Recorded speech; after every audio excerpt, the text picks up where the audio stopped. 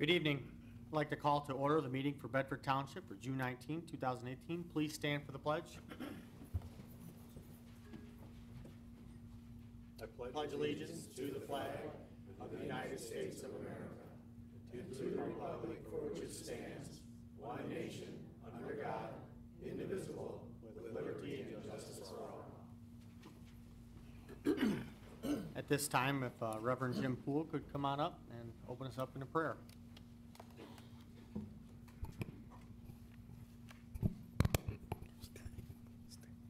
Well, first we're going to pray that Paul's foot heals up, because they're tired of getting you coffee to stay.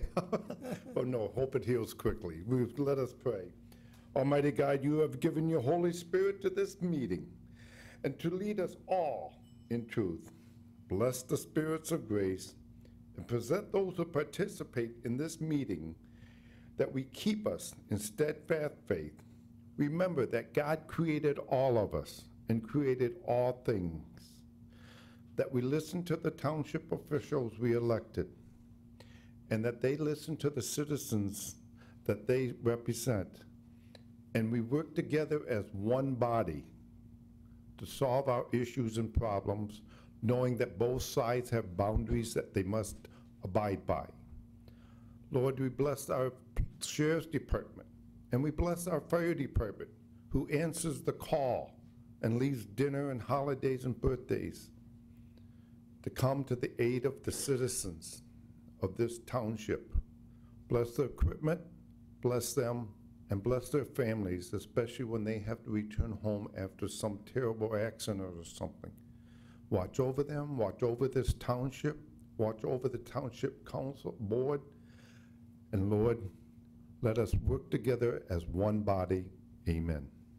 Amen. Thank you very much.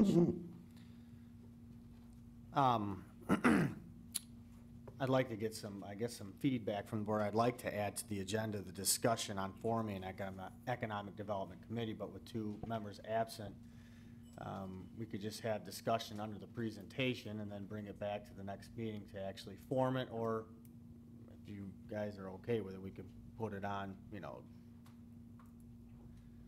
what's your thoughts? I'll wait till the next meeting. I don't like the idea at all, so you can bring it back anytime you want. Okay, well, I'd like to add to the agenda. I want to understand, excuse me, Mr. Supervisor, I want to understand what the mission of the group would be. I want to understand. You're going to get all that We in the are? presentation tonight, yeah. Okay, Yeah, that's presentation fine. on I'll listen to forming it then. an economic development committee, but I was going to put under 8G discussion on whether or not we want to form it or not. So I'd like to add to the discussion, to the agenda, the discussion on forming an economic development committee to 8G.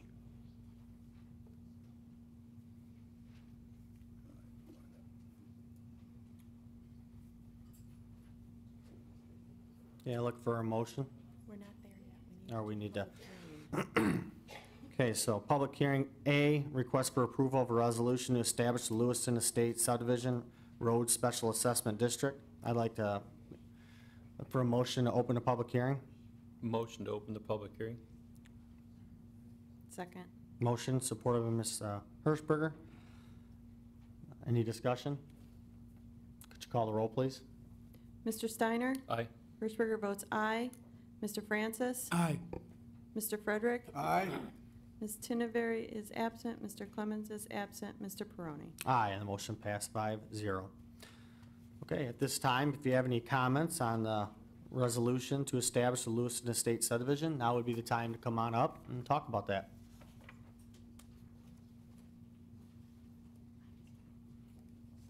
Is this on? Yep. Kim Collins, 1054 Oakmont. I just have a couple questions about how we are coming to this price per resident. Is each resident an equal part of what it's costing? Or does some residents pay more because their lots are larger, or their lots are smaller, they pay less? It's all divided equally. Okay. So everyone's paying the same amount.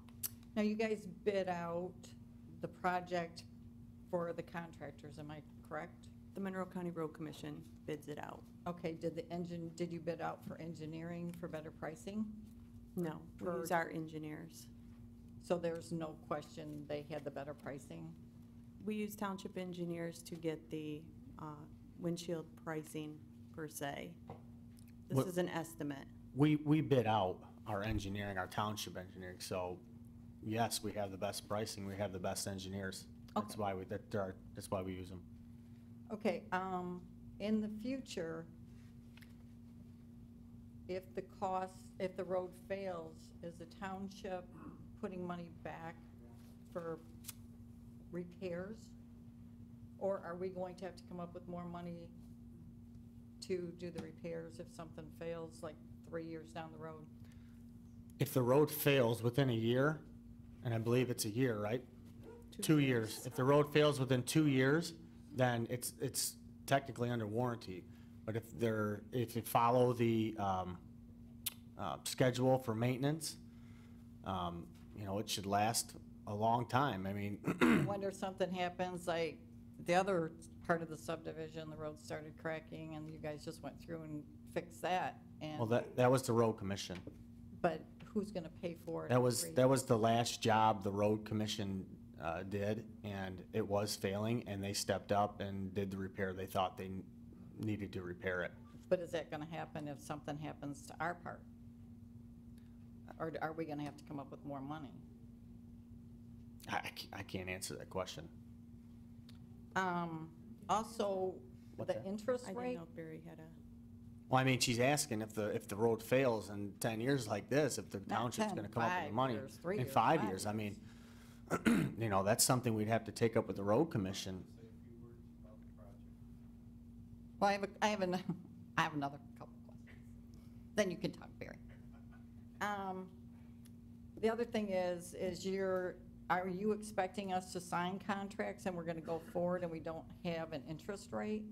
Wonder if the interest rates go up? Are we locked into still going forward with a higher interest rate? Or if the interest rate goes down, do we get the opportunity to use a lower interest rate, or are we locked in when we sign? the interest rate right now is an estimate. It'll probably be lower. I went high just to make sure that we didn't have that problem. So it's probably gonna be lower. But probably in signing a paper is two different things. It's not gonna go higher than 6%. Can you guarantee that? You're locking into it. Because on the paperwork, it says there's no guarantee to the interest rate at this time. We don't have a guarantee, but 6%, I was assured by the bank, MB&T is the only one that'll do this for us, that'll do the project. And they said that 6% would be a guaranteed amount. It'll probably be lower, but I was safe going with 6%. Okay, and also, so we have to sign the papers, the contract, and we have to go with the maybe if with the interest rate. And when would we have to start paying? When is this project? This project will not be done till next year, so your payments would not start till next December, not this December. So 2019? Correct. December? Correct, So it's still a whole summer away. correct. Okay. And when would it be completed? Barry would have to answer that. So basically 2020 is when it's gonna start, No, The it would summer. start in 19, in 19, but we don't pay until December. of 19, correct. Okay, that's all I have. Thank you. All right. Okay, and more, come on up. Jeff Topoleski, and I live on Fur Drive, part of the Lewiston division there. At our last meeting, I had brought up concern over the condition of the development that is just to the west of our Lewiston streets. And I mentioned that there was great concern that I had, my wife and I exercise on these streets. We see the condition of the streets, I believe. Trudy, you had mentioned it was 4 years old at this point, the rework on that. Would be Longfellow, the streets, Longfellow, Bryant. That was done in 2012. Okay, okay. I believe it was the engineer that I had addressed when he was here, said that he had viewed the street and he didn't see any concerns. And 45 minutes ago, I walked the street again, and there, at the approaches where the driveways meet the side street, there's cracks that go across the road. There's several places at the side of the street where there's a complete breakdown. Sometimes they might be, you know, going on for 10 or 12 foot long. You know, what I would view as serious concern. And is this, number one, the same engineering group that would be doing Lewiston Division? And has anyone looked at it? I really, you know, feel badly about the condition of the job that was done on those streets. Are And to you think talking about the road that just got a chip seal? it did not get, no, sir, it would, Paul, it would be the division which is yet to the south of that. Enchanted Forest. Okay, the one that, What's, okay. I'm sorry, what's the name of that? Enchanted Forest. Enchanted. Because every single road that you see that gets redone is going to have cracks like that, and that's the maintenance that's required. I mean, that's normal wear and tear for these roads, according to what I've been told, and that's why you have to do the filler, or what's it? Crack fill. You have, that's just typical maintenance, and that's where the problem has run in over the years in Bedford Township, is people do these SADs, and there's no maintenance program. There's no nothing that says, here's a schedule that you have to follow for the next 20 years, or your road's gonna fail. Okay, Paul. And that's what I'm saying, that's why I'm saying to this group, for this road, if you fix this road and you don't touch it for 10 years, it's gonna look in pretty rough shape. You have to do the crack seals, you have to do, otherwise them cracks, they form, and they freeze thaw, and in 10, 15 years, you have a pothole. Okay, has anyone, can I ask the question, has anyone looked at the condition of these streets since Yes, our engineer has. when? And what was the have- determination? Come on up, Barry. Address.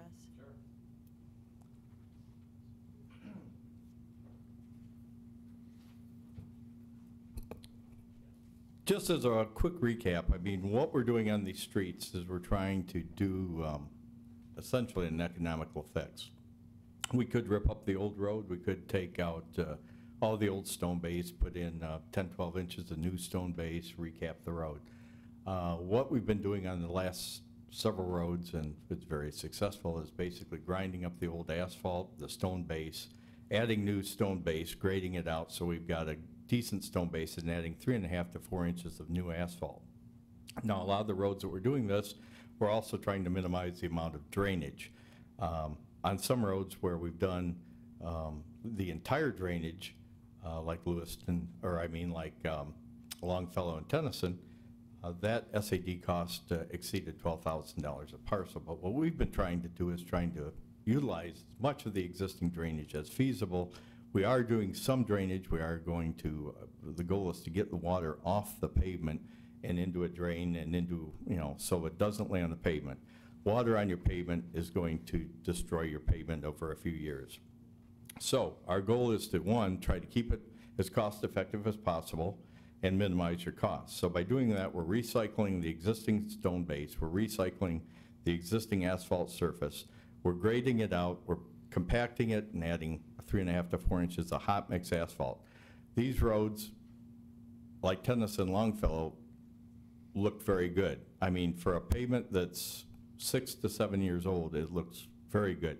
Now, is there some cracking? Every asphalt pavement you put in will crack at some locations. There are very few cracks actually in that. There is some edge cracking, but keep in mind, these are non-curb and gutter streets too. And where you're starting to see your cracking is where around the curves, or where like the garbage trucks drive off. Those are the heaviest vehicles. They drive off with their wheels off the edge of the road. They do it, 24/7. They do it during the time when the frost laws are on, when there's freeze-thaw cycles. We can't prevent that. Even some of the school buses are very heavy and they create some damage too. But in general, if you drive down that road today, the pavement itself is in very good condition. There is some cracking at very isolated locations and stuff like that, and that's why As the township indicates, what the Township Board has done this year is they've got a contract out to actually crack fill or overband crack fill or fill the cracks that have occurred on those pavement, on those roads, at no cost to the residents of that, to try to seal those cracks, because if a crack does occur, the first thing you want to do is fill those with voids with asphalt cement. And that was roads that were to SAD. Those were all SAD roads. Somebody pulled an SAD in the last, what we say, 15? 10 years or 10, so. 15 years. 10, 15 years. We did it, something, we went through and did overband crack fill on all those. So, you know, but asphalt does oxidize and over a period of time, and it will crack. And, you know, eventually, one of the things that should be done is, you know, in 10, 15 years, you might want to put a microsurface or some sort of surface treatment on it. You know, the asphalt roads that the road commission did oxidized faster, and they had some failure on those, and they did seal coat those. So that was right application, but I see no need to do anything close to that on, for instance, Longfellow and Tennyson at this point. Those are solid roads and should hold up for many years to come. There- Yeah, okay, come on up. You know, respectfully, sir, I disagree with the condition of the road, and I would invite you folks, before you sign on the dotted line with your hard-earned dollars, to take a look at the condition. And I would say specifically, Longfellow and Bryant. Bryant goes just the opposite of north-south road, and take a look at that. And, you know, then why, if it needs to be sealed, I don't think all these cracks should be in it. I think that the structure underneath was not solid, was not properly fitted before the road was put down. It shouldn't, in my opinion, have that many cracks in it. And if this is normal, if this thing is in good shape, why in the world hasn't somebody been out there and sealing all these cracks? There's a terrible breakdown. And if I heard you correctly, that it would be $12,000 per parcel for that development. And I know an individual that lives on Tennyson, they took a 15-year loan on paying that debt. Now, how far along into this are we? If this was done in 2012, they have to pay for a long, long time, and I don't think that street at this rate is gonna outlast the loan. So I'd invite you to take a look at the condition.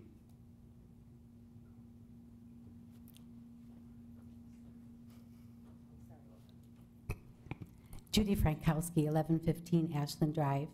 I agree with everyone. I don't know when we'll get a chance to see the bids. Will we, before we sign, we get a chance to see who's bid and how much they are, or not? You will see the bids, but this process has to go through before they'll bid the project out. Okay, so we have to commit to it before we know the price. Okay. First of all, I'd like to thank Mr. Bushman. Thank you for calling me and dealing with some of my concerns. And I do understand the need for new roads, and I understand majority rules, and I'll have to be okay with that.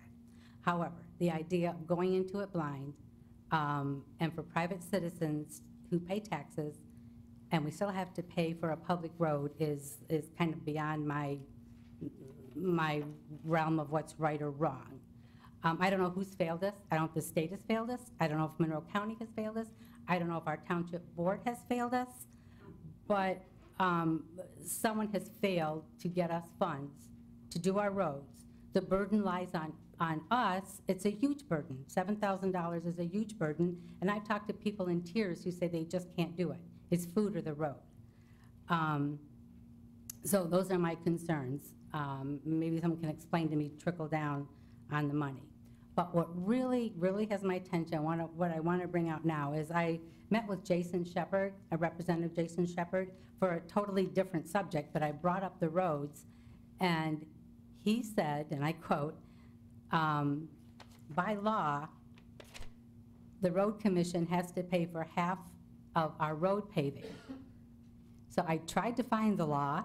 A lot of it's in lawyer speak, so I'm not real sure what I'm reading.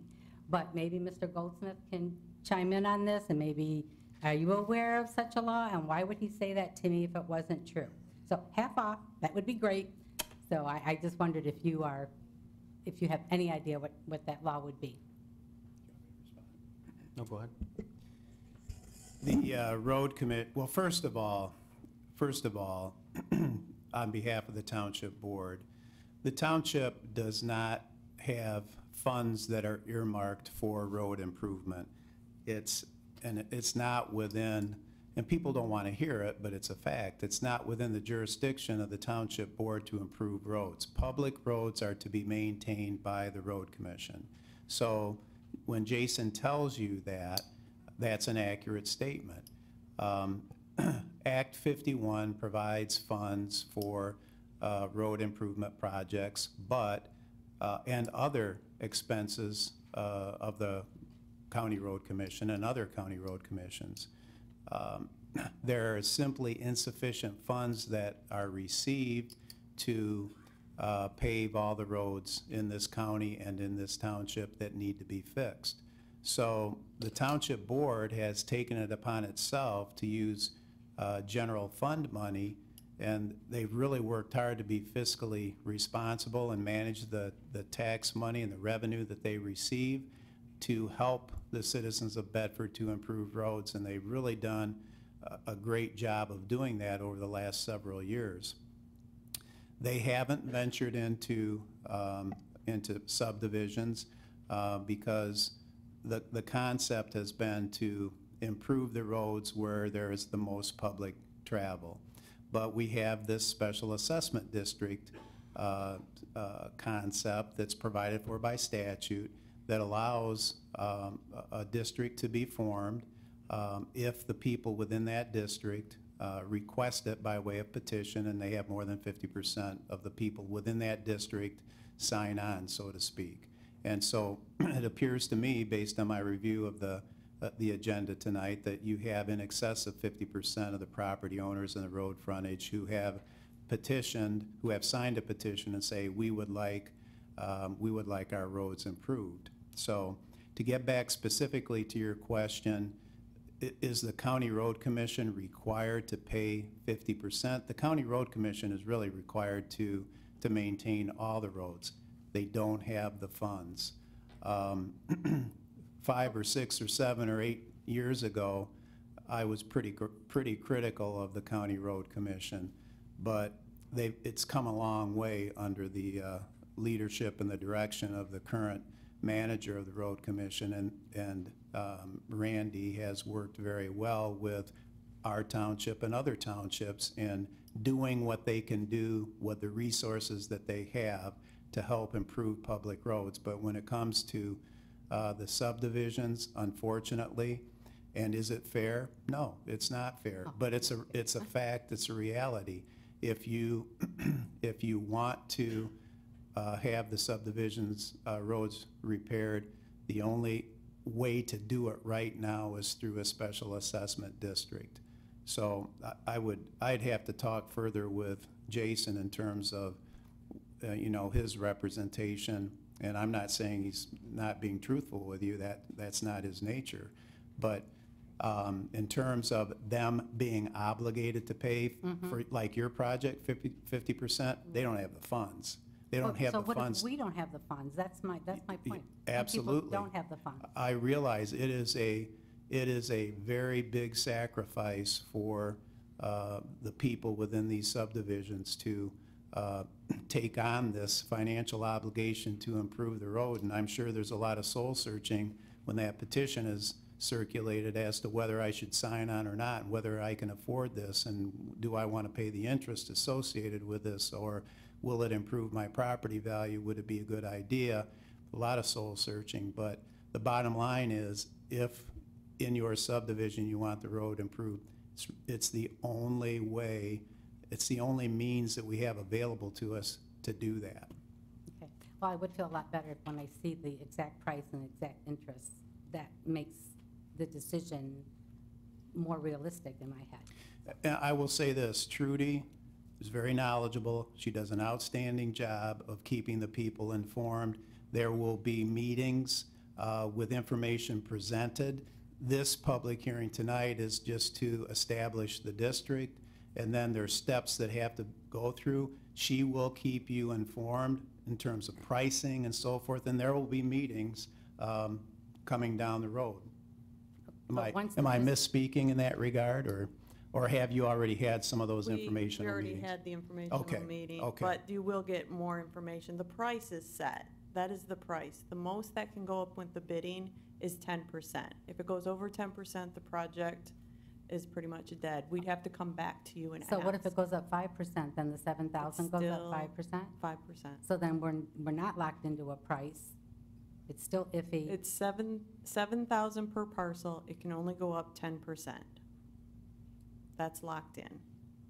The If it goes over the $7,000 can go up 10%? 10%. So that's a lot. I mean, it's more than, I wouldn't sign a blind paper, that's why I don't understand. So if after all this, if it does go up, and then we change our mind, are we allowed to change our mind then? Or is this locked in tonight? It's locked in tonight. Okay, thanks. Any more comments?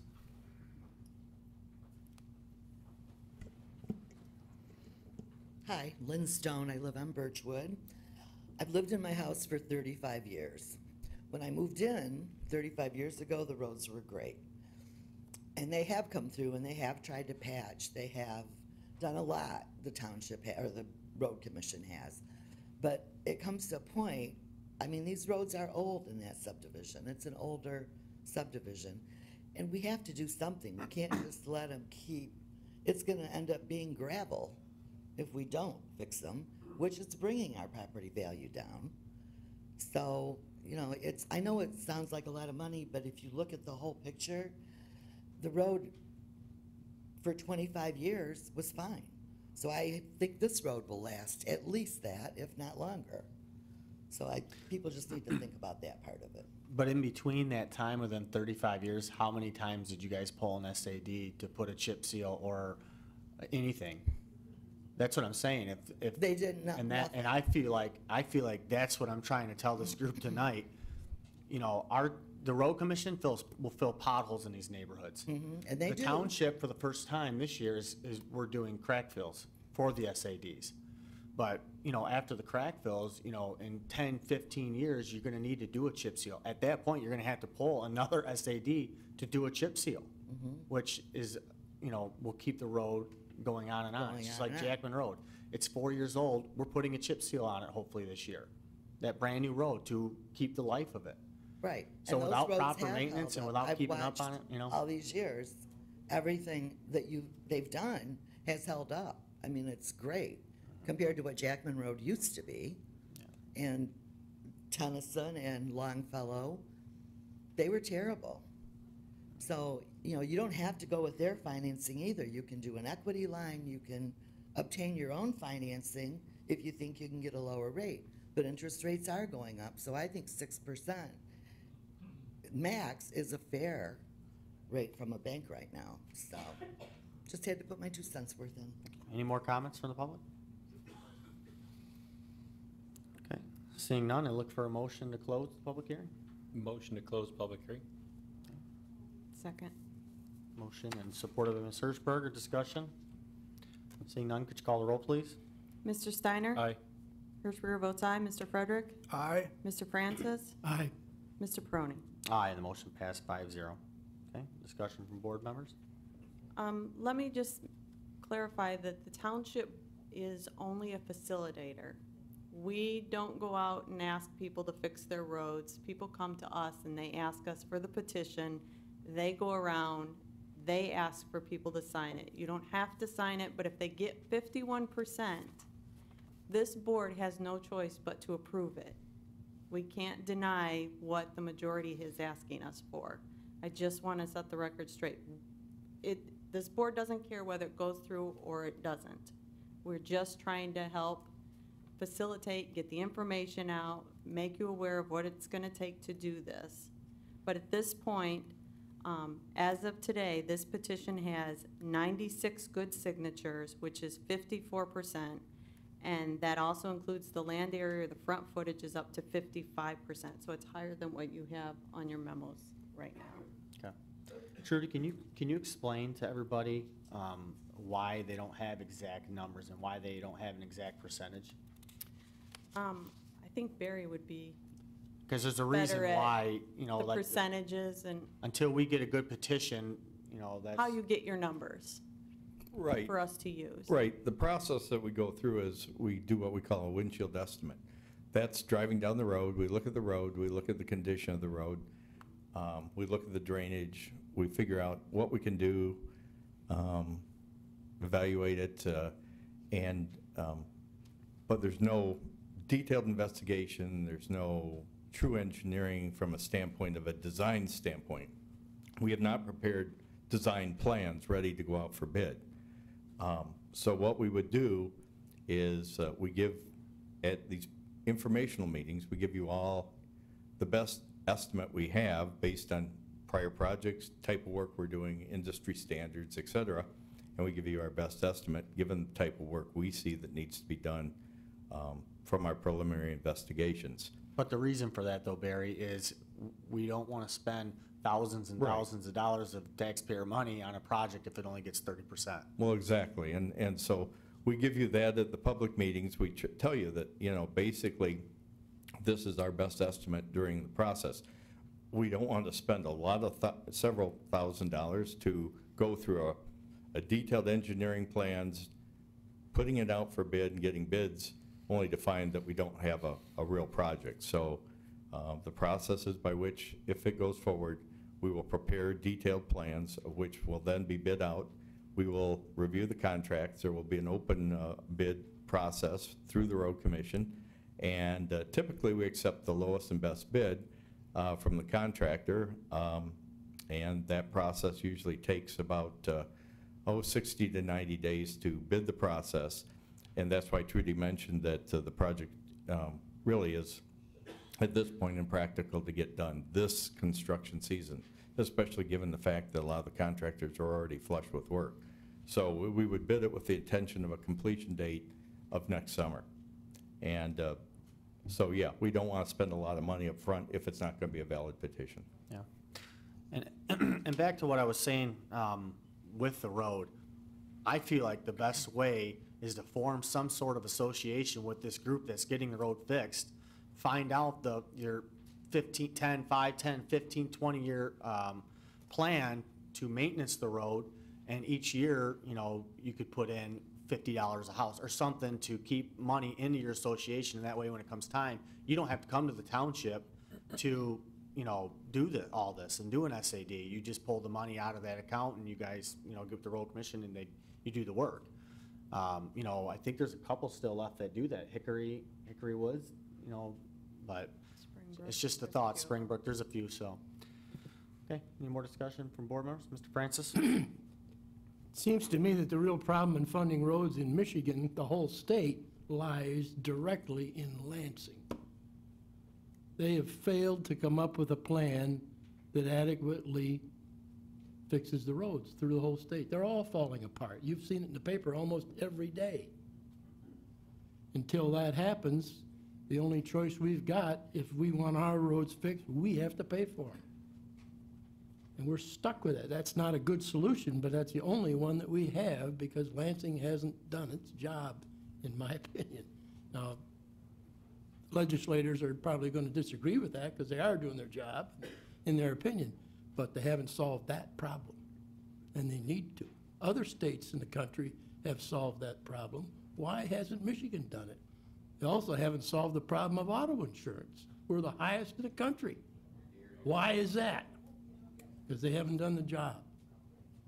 I'll get off my soapbox. It has nothing to do with an SAD. I'm sorry. Well, just to answer your question about township funds, we've spent almost $6 million of our general fund dollars, and we're down to what about, 6 months, Paul? 1.5 million left in our, 1.2, 1.5 left in our rainy day fund. So if we funded your project, the township would be broke. So we don't have the funds. So if no more discussion, I look for a motion. I'll make a motion. Make a motion that we approve the resolution to establish the Lewiston Estates Subdivision Public Road Maintenance District as presented. Second. Okay, motion supported. Mr. Steiner, discussion? Seeing none, could you call the roll? Hirschberger votes aye. Mr. Steiner? Aye. Mr. Frederick?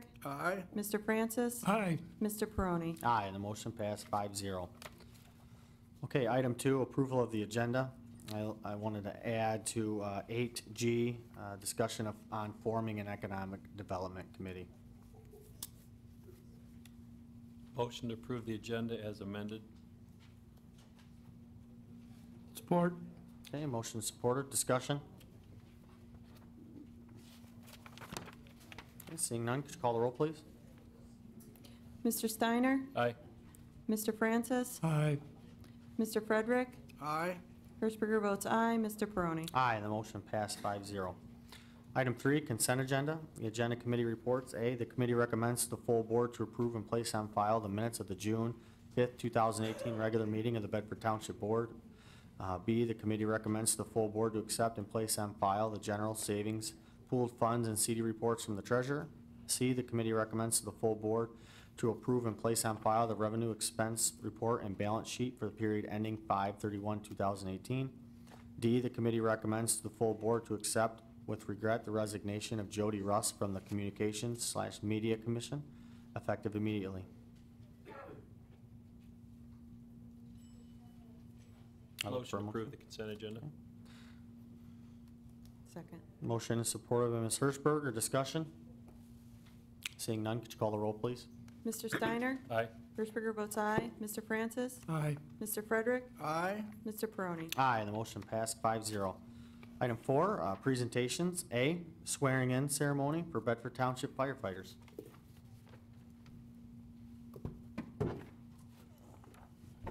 Good evening.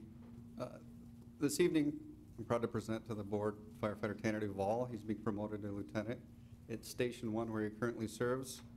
He'll be leading Station 1 with Captain Scott Duvall, his father, and Lieutenant Christopher Finn.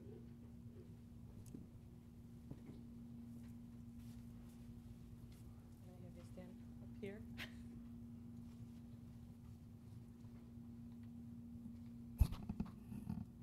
I, please state your name. Do solemnly swear that you will support the Constitution of the United States of America, the state of Michigan, the members you serve with, and that as an officer of the Bedford Township Fire Department, your fundamental duty is to serve the people you swear to protect, to safeguard and preserve life, health, and property against fire, and to maintain a proficiency in the fire service. As an officer, you will uphold the standards of your profession and position, and will never allow your personal feelings nor danger to self deter you from your responsibilities as a firefighter and officer. You will lead your fire company to the best of your ability with fairness and no prejudice, so help you God. I do. Congratulations.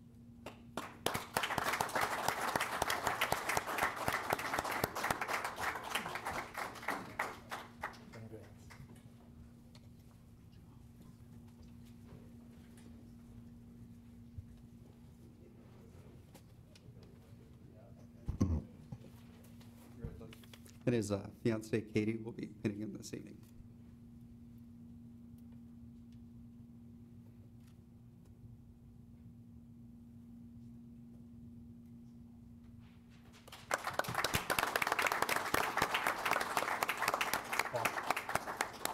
Paul. Just real quick, I was going to make a joke that the next time he says "I do," and here she is. That was quick. I didn't know that one, so that one fell right into it. Congratulations. Yeah, thank you very much.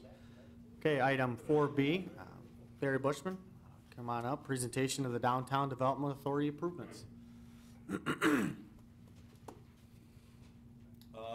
Yeah, I was asked to assist with the DDA, very brief presentation about what was going on with the existing project, which is very nearly complete. Involved the removal of the old forest band wired signals and put up a new mast arm signals, which removed a lot of the wiring. We still have some lighting to go in at each of the pods and some of the intersections. We've replaced and added a lot of new concrete, decorative concrete, benches, and the like. Some low-level walls, and overall, it's come through very well. I think that if you haven't been through there in the last week or two, you'll see a lot of change and improvement. The landscaping bushes and stuff have been added. With respect to the actual DDA, obviously the DDA was created under the authority, and primary purpose is to promote the economic growth. It captures just funding within the district itself. It does not utilize funds from the rest of the township. It captures the increase in funding that comes from the commercial businesses and the like in the district only.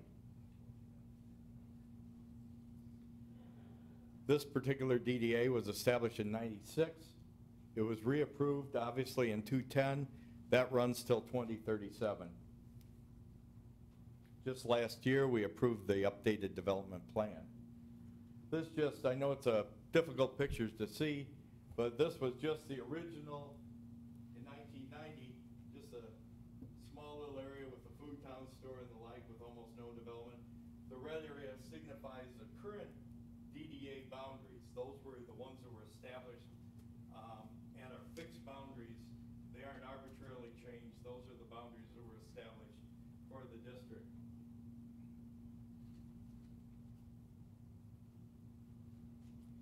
As I mentioned, these are basically the scope of the work that for our current project, the mast arm signals, sidewalk completion, low decorative fences, and the pedestrian pods where we have street lights and street trees.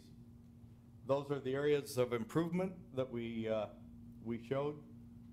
The diagram up here shows just some of the type of pods with the seating, the waste baskets, the trees, fences, and the lighting that will be added. Consumers will be actually adding the lighting within the next few weeks. There's some of the mast arm signals that exist out there currently today after the removal of the old span signals. That's some of the sidewalk. That's in front of Berry Bagels. That's some of the low decorative fencing. There's one of the pods which has been, I'm sorry, am I in your way? Probably. The landscape pods with the benches and the waste baskets have been added. Like I said, that we'll also be adding lighting in those areas. And some of the future projects will include some additional internal sidewalks, and we're also looking at a couple locations where Quail Hollow entrances onto both Stearns and Secor Road for possible improvements and checking warrants for additional signals and pedestrian crosswalks. I don't know, Jerry, did you have anything else you wanted to add or anything on that? Or? So that's basically a quick presentation, and any questions on the existing project, Jerry or I'd be glad to answer them for you. I just want to say that I watch Facebook a lot, and pretty regularly in the last couple months, it's why are these sidewalks to nowhere? Well, these sidewalks connect to 3 neighborhoods, so I mean they're definitely not sidewalks to nowhere. Yes, on Secor Road, they only connect to the one neighborhood that's behind Food Town. What's that called?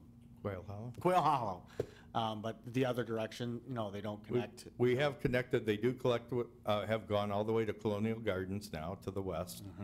And I forget, I don't have the presentation before me, but when we did the radiuses, you start looking at the interconnectivity of how many hundreds of parcels and people potentially can utilize this by sidewalks. And of course, go ahead. Oh, I just want to say, you see on there, it's really important to know that these funds don't come from the township's general fund. They come from the Downtown Development Authority's tax capture. I see on there a lot that, this road's not done, why are you putting pods in? Well, this money, there's a separate board of 9 individuals that are appointed by this board that make financial decisions for that DDA. So I just want that to be clear, that this board, isn't making regular decisions on what goes on there. There's a separate DDA board that makes financial decisions. They capture roughly $160,000 a year from the businesses and residential in that area.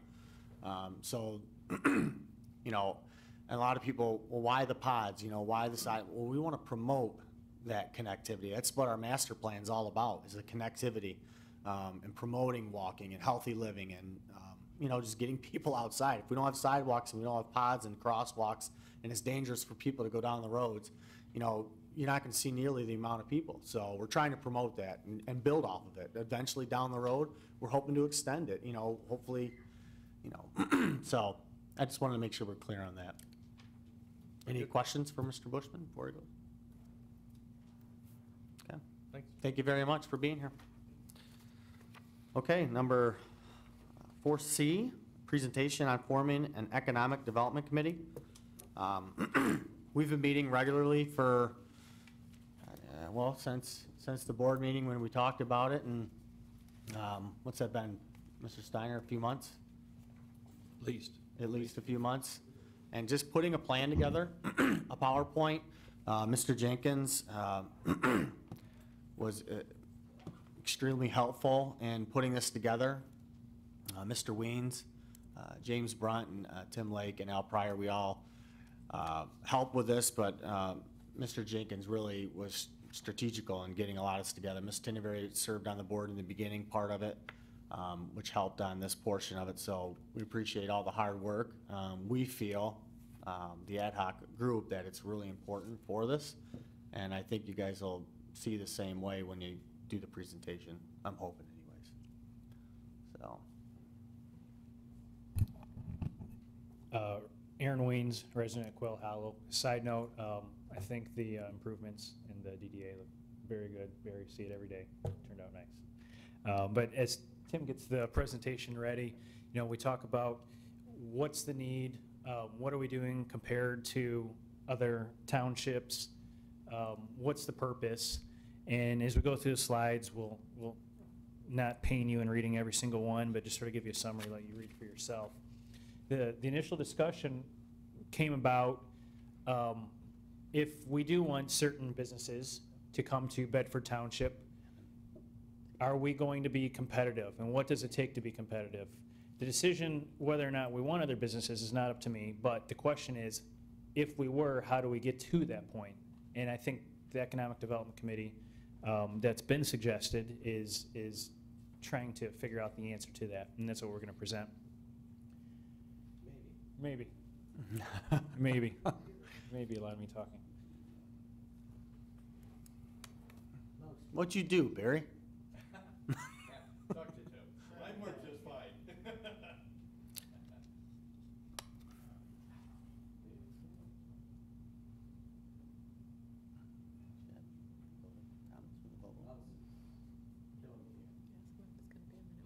Are you gonna be a minute, Tim? Do you want me to move on a little bit, or?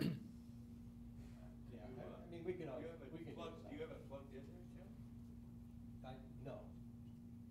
I don't have it plugged into the screen yet, but my mouse is locking up. I apologize, so I can't control what's going on. My antivirus is taking over, so. Well, we'll give you a few minutes. We'll move on at this point. We'll give Tim some time. We'll move on to public comment. Comments limited to 2 minutes for board agenda items only, so we'll give them some time. So come on up if you have a public comment.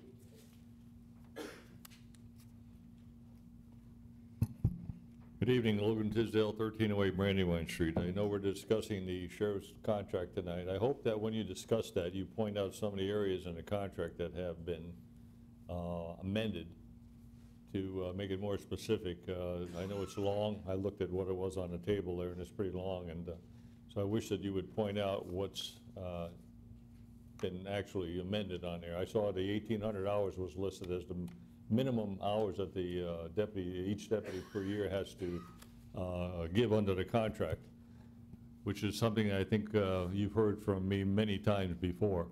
So I'm glad that that's on there. So I hope that you're specific about that. And also I want to thank our volunteer firemen for the great job that they do. Thank you.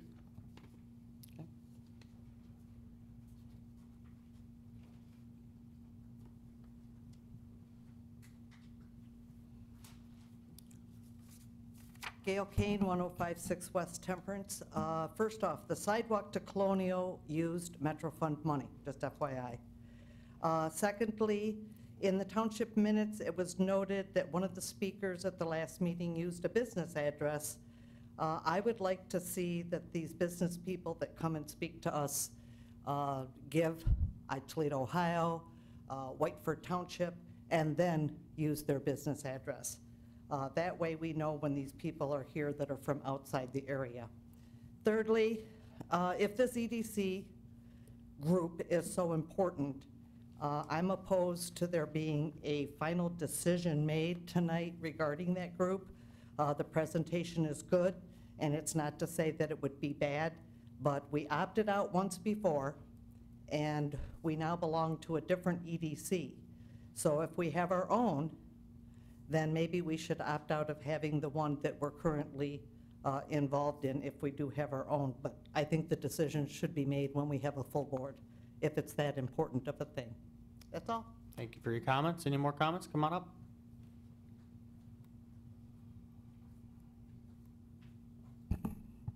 My name is Greg Skyver, and I live at 1520 Meadowbrook Way in Temperance, Michigan. And I don't know if this is the time to continue to discuss our roads and the things that are going on, or is that at the end? That'll be at the end. Okay, thank you. Yep, thank you. Stay. Please stay. You need to know. Okay, any more comments from the public? Okay, we'll move to item 8A. Tim, you still froze up there? Do you want to use that computer underneath that one, Tim? You want to get set up for that one?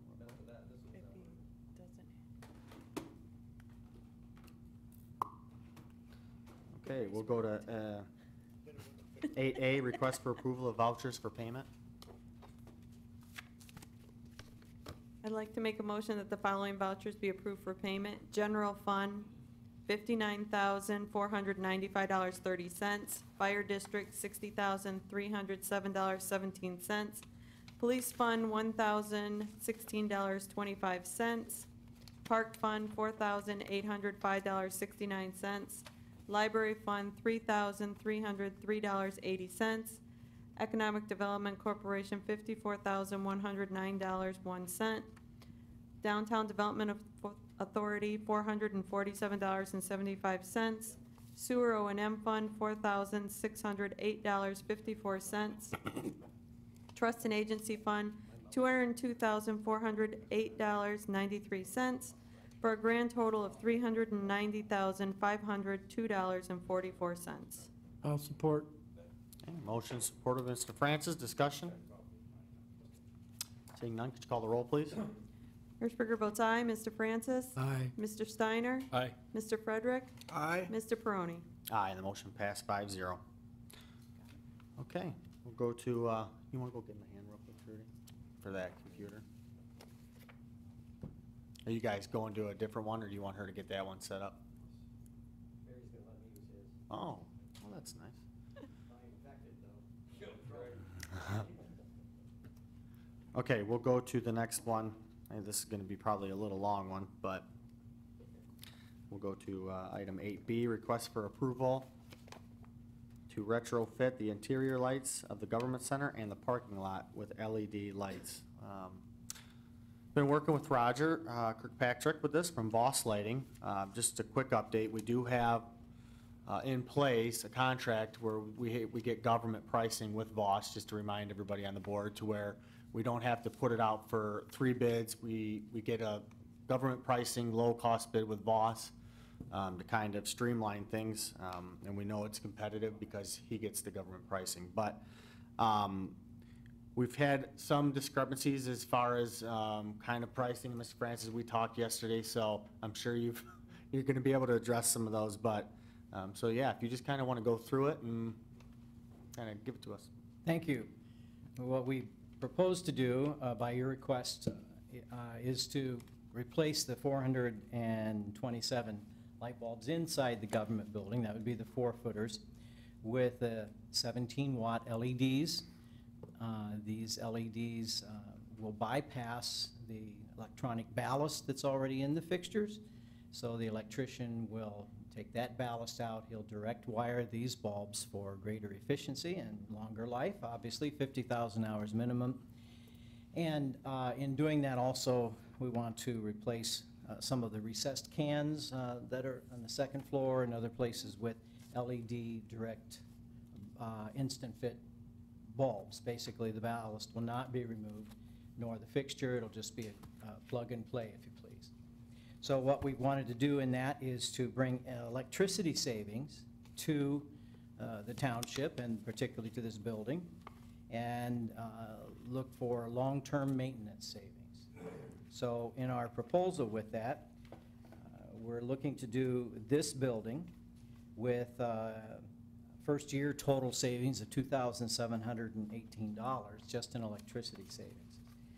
The net project cost for this building is $8,281.11. And in fact, that then can be realized for a monthly total of $226 savings throughout the year and then forward.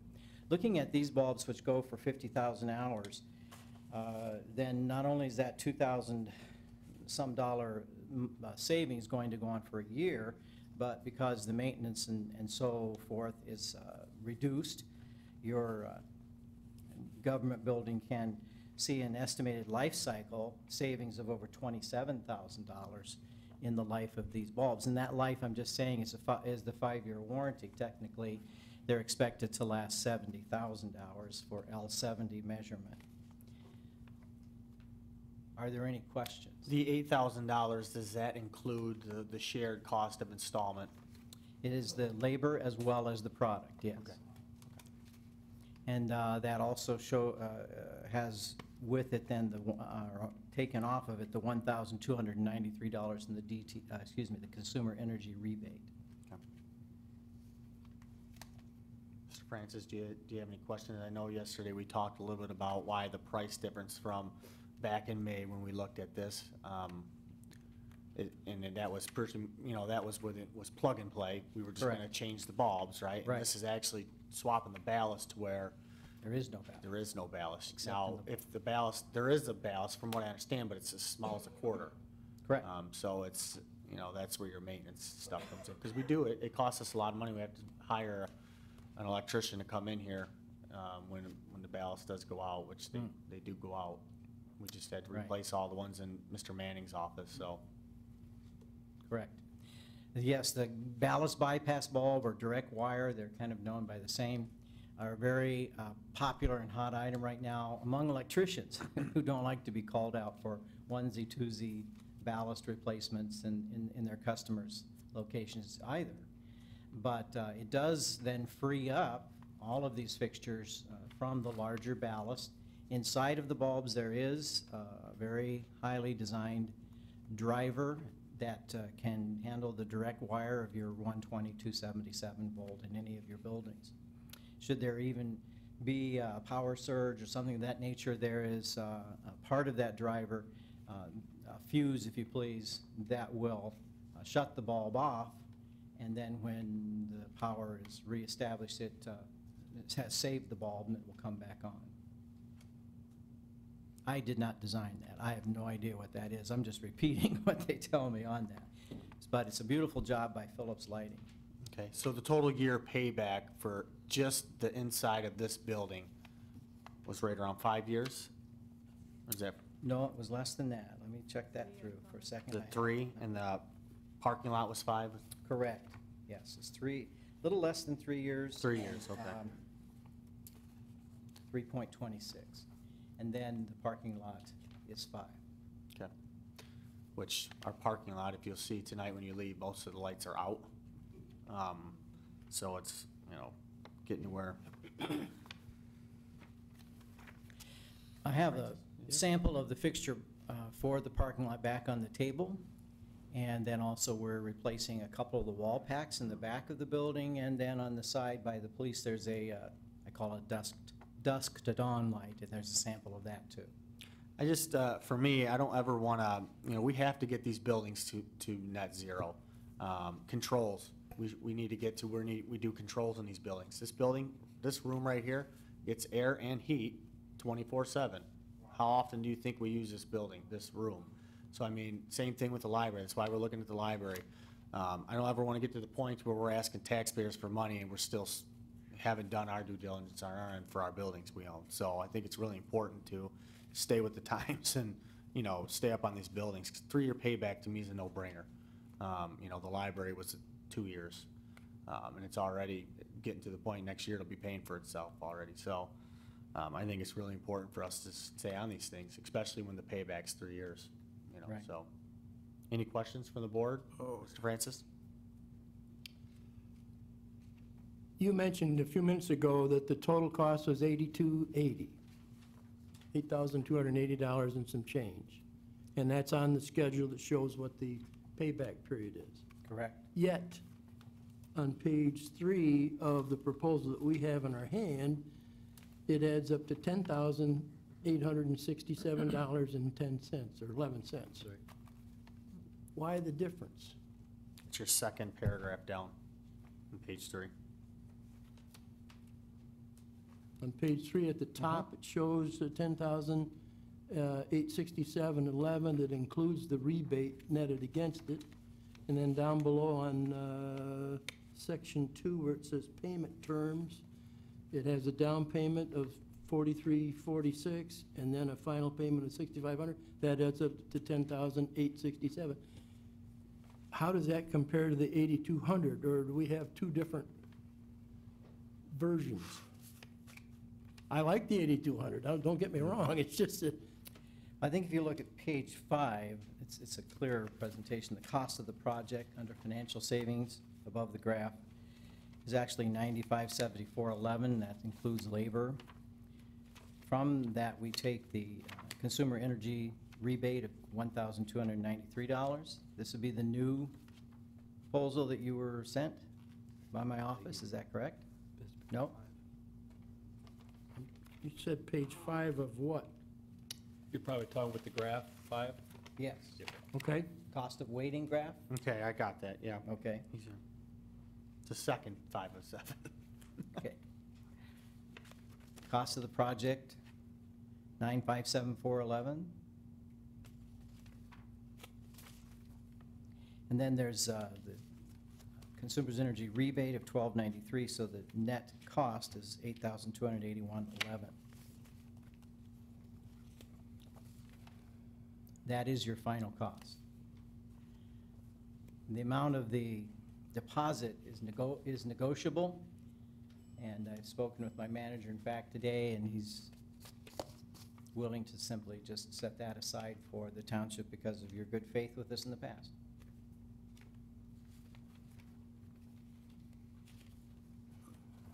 Mr. Frederick, you had a question? I have several. Number one, I had the same problem that Mr. Francis did. Some of these numbers don't jive. When you look at one page, you go to another page, it's some different number. I guess my question is, if I look on page 2 of your document, and it says, down payment, $4,346.84. I don't know why we have to pay up front, because I guess, you know, usually in my history, I never paid somebody up front. But if that's what the deal is, the board will have to decide that. Then we have a lump sum for $6,520. And then the estimated rebate is $1,293. And there's provisions in here that said, well, wait a minute, if we take the check directly to us, that changes the whole price. So, Mr. Supervisor, are we asking to get the check from consumers directly to us, or is the check go to Voss, and then they in turn give us a break? Where are we going? That's the first question. Yes, sir. Yes, what? That's your option. If you wish us to deduct that consumer's energy off of the total. I can't tell from this document which option we picked. So which one did we pick? We can pick it tonight. We can take the check back to the township, or he can just deduct it. That's what he's Correct. saying. That's the options consumer's energy gives everyone. So that's part of our discussion tonight? Could well be, yes, sir. Okay, I need to know that. Top of page 4, Voss Lighting will handle all rebate paperwork. Customer shall Voss, there's some verbs missing. I'm sorry. Customer, I guess, provide. Correct. Okay. Which is I assume simply the account number for the building. Customer that requests the rebate checks directly to them will be invoiced for the entire amount of the purchase. Is the entire amount of the purchase the $10,800 that I see over here? The amount of the purchase is $8,281.11. Okay. Again, I can't compute the numbers, I get them different numbers. I have some legal issues that I want to make sure that we cover. Number one, I want to make sure that we have a certificate of insurance from Voss for comprehensive liability insurance. Yes, sir. I want it for automotive insurance, since you're going to have trucks on board, or vehicles and people. And I also want to have assurance that you have workers' compensation. So all of those should be a certificate delivered to our clerk prior to any commencement of work. Absolutely. Well, that's that absolutely, that's good. So the project cost, let me start again. Project cost is what? $8,281.11. Yeah, okay.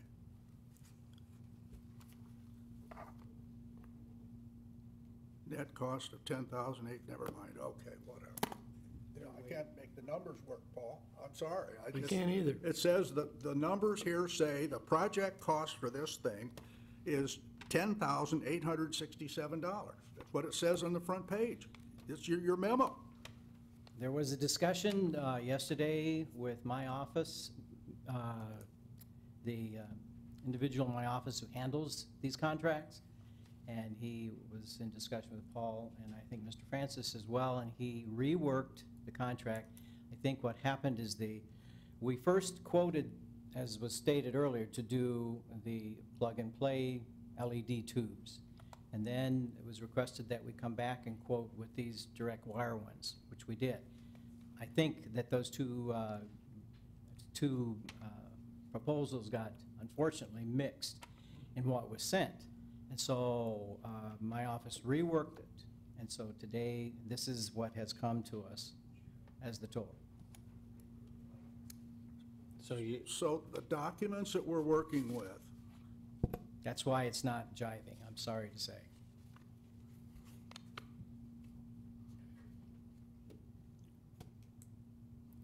You could just make that part of your motion, I mean, part of my motion to do what? the total cost. If the numbers aren't jiving, I see what But you're saying. Mr. Supervisor, if we elect to take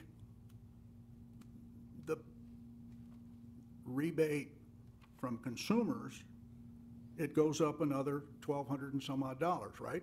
In other words, if we take it directly, then the project cost is really $9,000 something. It is in the sense that that's what you would pay us.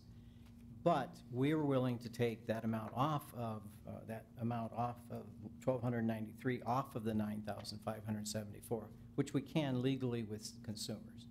If you wish it to come to you, then you still are paying technically $293 less. So we have to, Mr. Supervisor, we have to say, fine, you get all the paperwork, you do all of the chasing of the money. What it means, sir, is that we will basically. But what if you don't get your $1,291?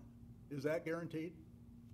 It will be when we provide this proposal to Consumers Energy. They sign off on it, and they agree that they are holding that money in reserve. So we don't have that in place yet. Not 100% Not at guaranteed. this I mean, they have funds available for these projects. There still are funds available today. Look, Mr. Supervisor, I think this is a great idea. I really do. Okay. It'll reduce the cost of operation. It gives us a lifetime of, I just don't like contracts coming to me that have numbers I can't figure out until we sit here and talk back and forth. I don't like that. I mean, never mind. I'm not even gonna go into my history, but I don't like that. I like them to be complete. I like them to have the right numbers. I like to have them understanding so that when you were talking 8,000, I'm trying to find that number in here somewhere and I can't. I looked at all of your paybacks. I have no idea if they're correct, but I have no reason to believe they aren't. I'll accept those numbers. But what I don't accept is the cover says 10,000, you tell me 8. Now we got $1,291 in rebates and all. It's not a well-prepared program. Let me say it that way. And if you were in the corporate world, your boss would probably kick you out the door. Because I've been there, done that. So I think that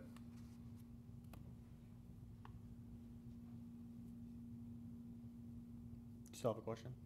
I'm sorry, I don't like this. I like the idea, I like the way it's going forward, I think it's doing the right thing. I don't like this document the way it's prepared, thank you. I got a question. Mr. Francis? Is the $8,200 number net of the rebate? That is after the rebate, yes, sir. Pardon me? That is after the rebate, yes. Okay. So if we were to collect the rebate ourselves, we'd have to add approximately $1,293 to that number. It would be $9,574.11. Okay.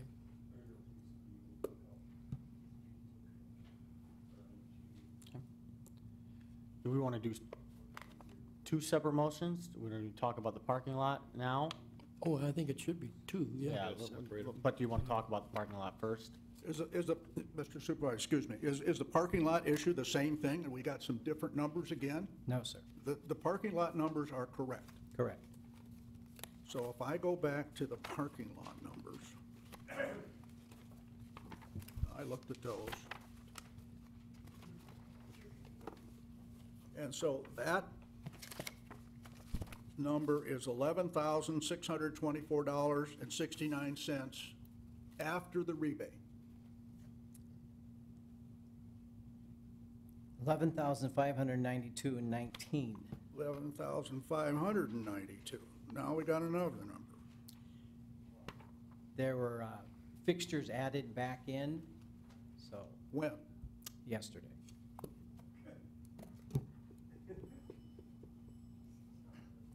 Mr. Supervisor. Does it for me. Oh.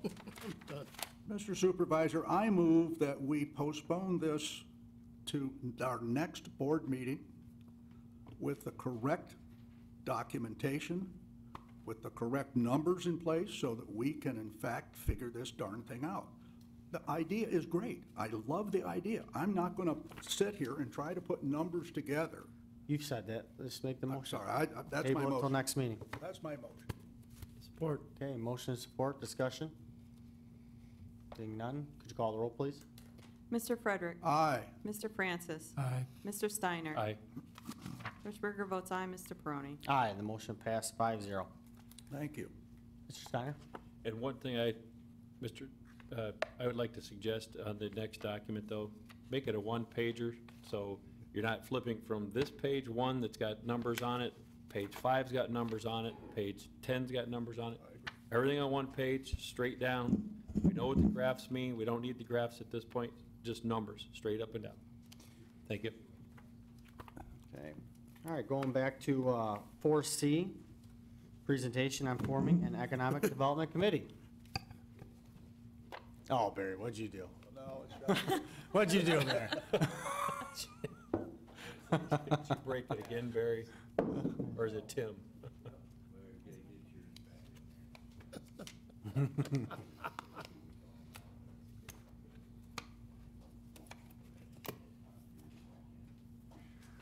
Sometimes you have to use a rubber hammer on those, Barry. Yeah.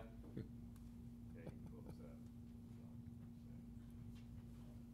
you go. I was just checking to see how my life on my battery was. I've been using it out in the field all day in this spot. After all this, our battery life is down. Is this the full presentation, this one, Barry? Yeah, yeah, it's just good. There you go. Technology. You need a vacation, Tim. I know.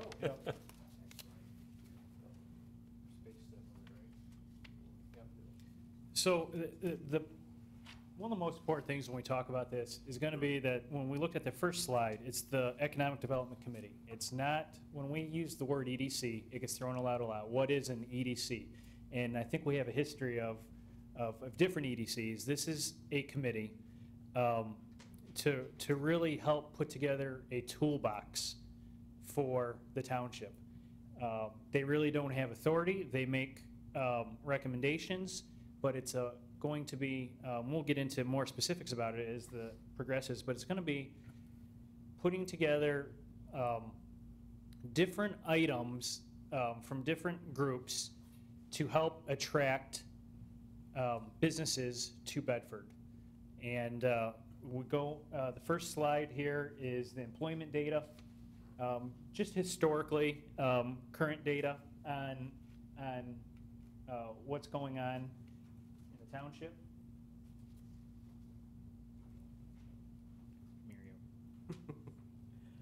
So yeah, just back to the environment that we live in, and it just isn't obviously Bedford Township.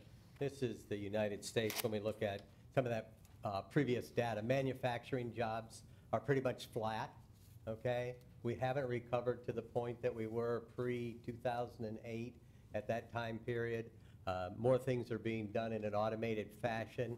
Our productivity is going to continue to increase. Gross domestic product should continue to increase. But as far as the jobs themselves, they're going to be flat. So how do we replace those kind of jobs with new jobs that of the future? So just some stats too. SEMCOG has done some projections up to 2045. If you have a chance to get on their website and look at some of that information, it's pretty enlightening. Again, these are projections, so they're not written in stone. The idea of the committee is how do we change some of these projections. But Bedford Township specifically, they're projecting them by 2045 just to see a population increase of only 12.4%. So even though we got a lot of home building going on, a lot of activity going on, that just barely keeps pace or doesn't even keep pace with what United States population growth is going to be. Household increase is a little bit better at 17.7%, and employment increase is projected at only 10.7% up into 2045. So that's what, 27 years away here. So you'll have approximately over 10,683 people that would be employed that are Bedford residents. So another little factoid that we looked at as a ad hoc group is where do people work, okay? You'll notice, well, you probably can't see the stat, but of the Bedford Township adult workers that are living here, 7,750 of you go to Lucas County to work every day, okay? Amazing number, I thought, though. There's almost 3,000 people that live in Bedford Township and work in Bedford Township. So that's a pretty decent stat, in my personal opinion. So better than some communities experience.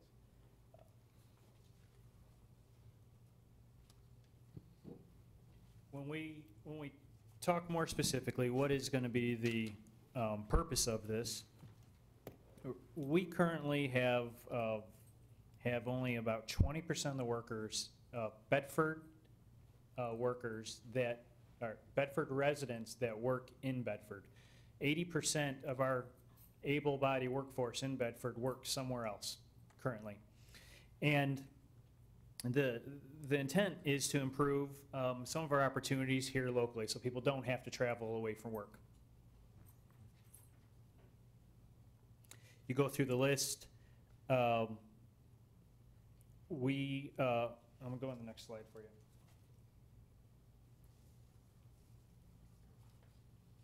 Facilitate annual forums with residents, business, developers, etc. Promote connectivity, neighboring townships. Submit an annual report to the Township Board listing all the contacts and attractions made by the committee.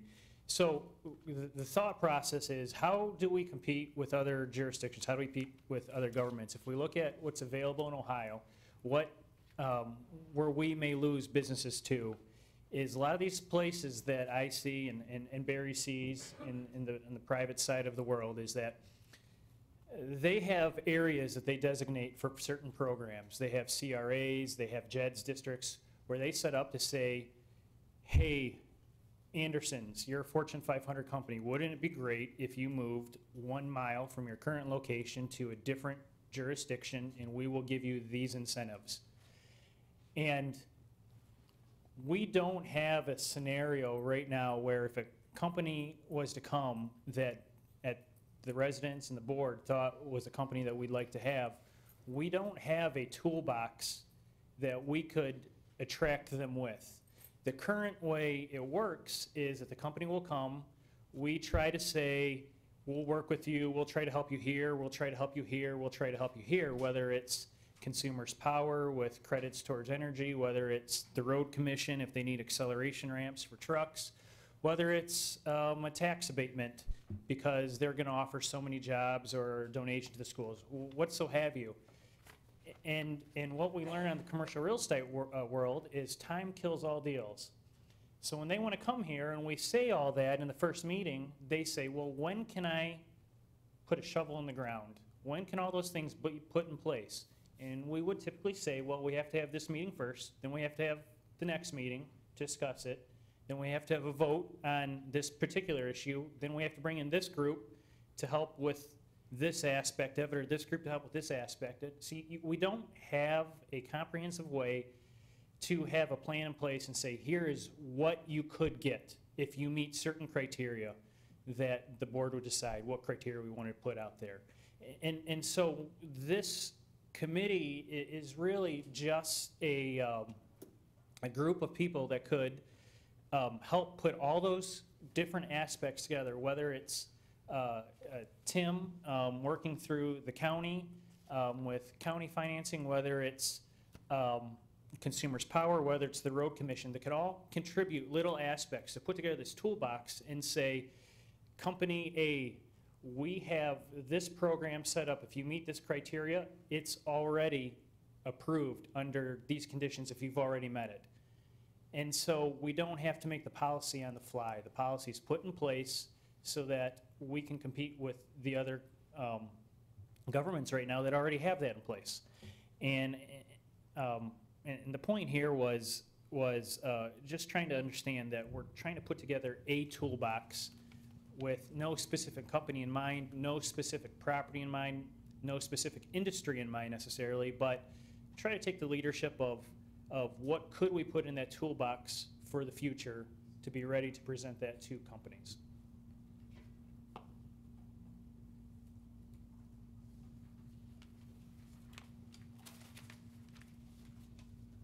So we also propose that we be pretty specific with who we ask to be on the committee. We're talking a committee of volunteers at the end of the day, not a paid committee, but people who have a vested interest in the community from a stakeholder standpoint. So we're saying somebody like the superintendent of Bedford Schools, community college, maybe a nonprofit or faith-based organization, certainly commercial real estate representatives who allow us to see what's happening outside our borders and understand what the marketplace is looking for. Commercial business owners, some sort of a financial organization, an existing industry that's in the community today, and then maybe somebody from science, technology, and because you still have a large portion of your township has agricultural land, we would suggest that somebody from the ag community sit on this committee.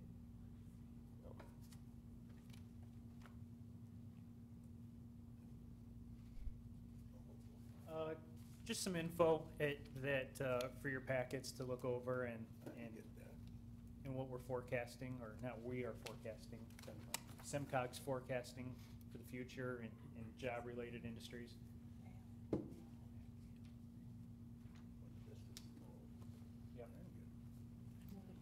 More facts.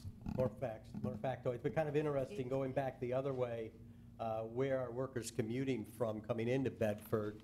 And again, you'll see that those same number of Bedford folks that are already here not going anywhere, but Lucas County again makes up the biggest number. So I always like to say there's this whole transition that goes back and forth every day between Lucas County and Bedford Township primarily, between work and home. So in that regard, some some interesting stuff. Can you go over that slide a little more detailed, Sure. if you can go back? So again, this, We don't have that slide up here. and, oh, you don't? No, that was added in. For some Oh. reason, it just got confused with the email. Okay. So this slide is actually showing the jobs that are in Bedford Township and the workforce that comes in, where they come from.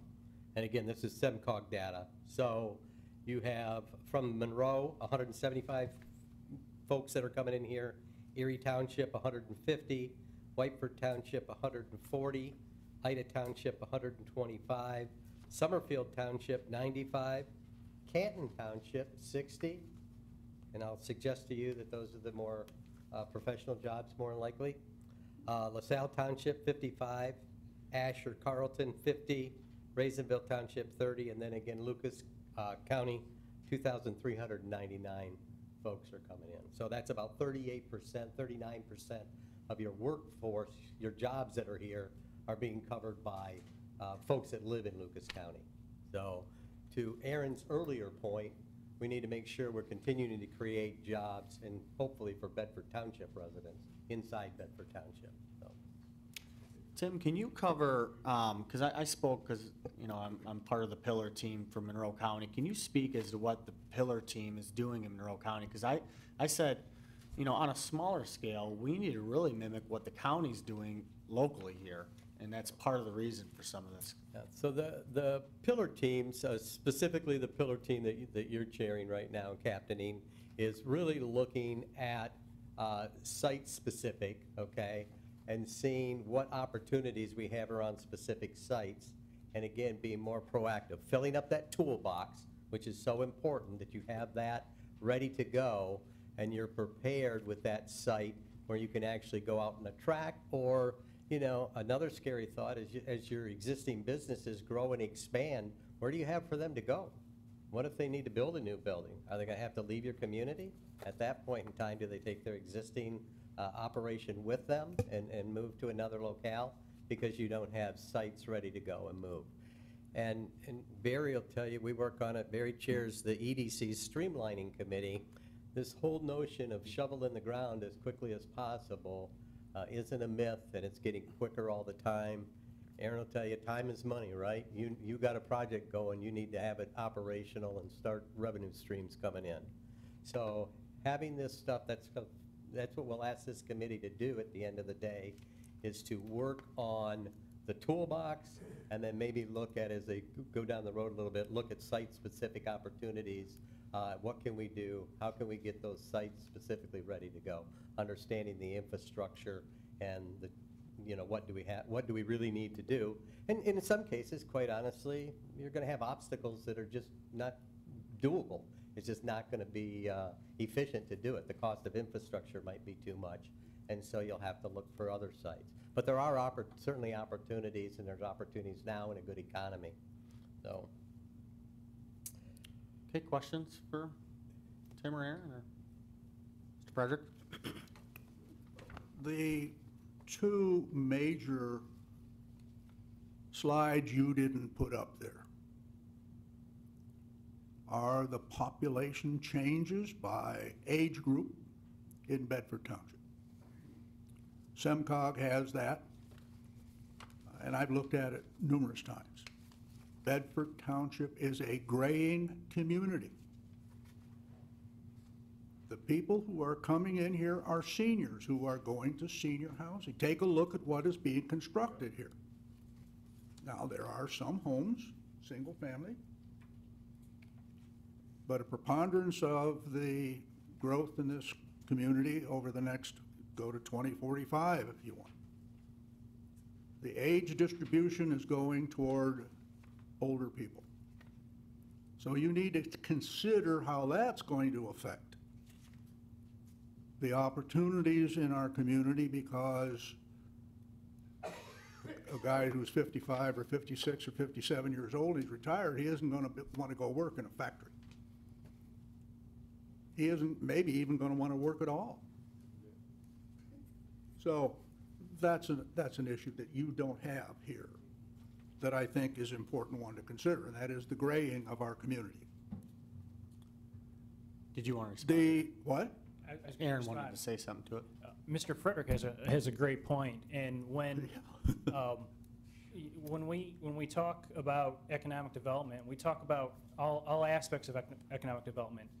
So a lot of you are familiar with HCR Manor Care in town and some of the things in the news, and when they were building out some of these nursing homes, I was their real estate consultant. So I'd travel to Akron or Dublin, and I'd meet with the local governments and townships to put together the plan on how can we build the beautiful building they want, but make it economically feasible. So we would put together with Manor Care programs on tax abatements. We'd put programs together on different incentives to help get the largest senior housing, skilled nursing, second largest one in the country, to enter a community like that to make it economically feasible. I think senior housing is tremendously important.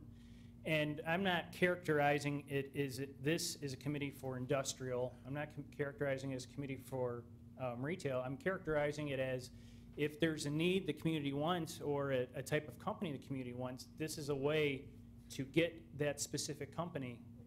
To Mr. Frederick's point, absolutely, senior housing is a huge need. Well, that relates directly then to the worker universe within our community. Because if they're old folks, they aren't going to go to work. Let me tell you further that you tell me that a 45 to 50% or whatever the number is. I didn't get these, thank you, by the way. Another piece of paper falls on my desk tonight. Universally, this township has been split from 50% of our workers who work outside because they moved here. They moved here from Toledo, or they moved here from Sylvania because the tax issue. You could get a $400,000 house or a $300,000 house for taxes or half of Sylvania and half of Toledo. They still maintain their workforce, I'm sorry, their workstation in Toledo. That will continue. Then you talk about, well, we're going to worry about commercial stuff. You're not going to worry about industrial. The last I knew, there are no grants in the state of Michigan, unless you've got one hiding, Mr. Link, that I don't know about, for commercial or other than industrial use. There are no grants. And that's been around for quite some time. Since, let's see, at least 96 or 95 was the last commercial grant that was ever delivered in Bedford Township, something like that. And the state has pretty well said, we're not doing that. They'll do it for industrial, they'll do it, and we get those. There have been some. There's a mega grants that went to Heitman, and we've had some other mega grants in terms of employment. Those are wonderful. Now you say, we need sites that we can work on. The Planning Commission and the Building Department can tell you in 3 days, every parcel here that's zoned industrial, that's zoned commercial, that has water, has sewer access, they can tell you that in 3 days. I don't need a committee to put that together. That's available. You could just go upstairs and get it. Well, I'm sorry, around the corner and get it. So I'm not sure what this group would do in terms of putting together a toolbox, because you can go there tomorrow and get that information.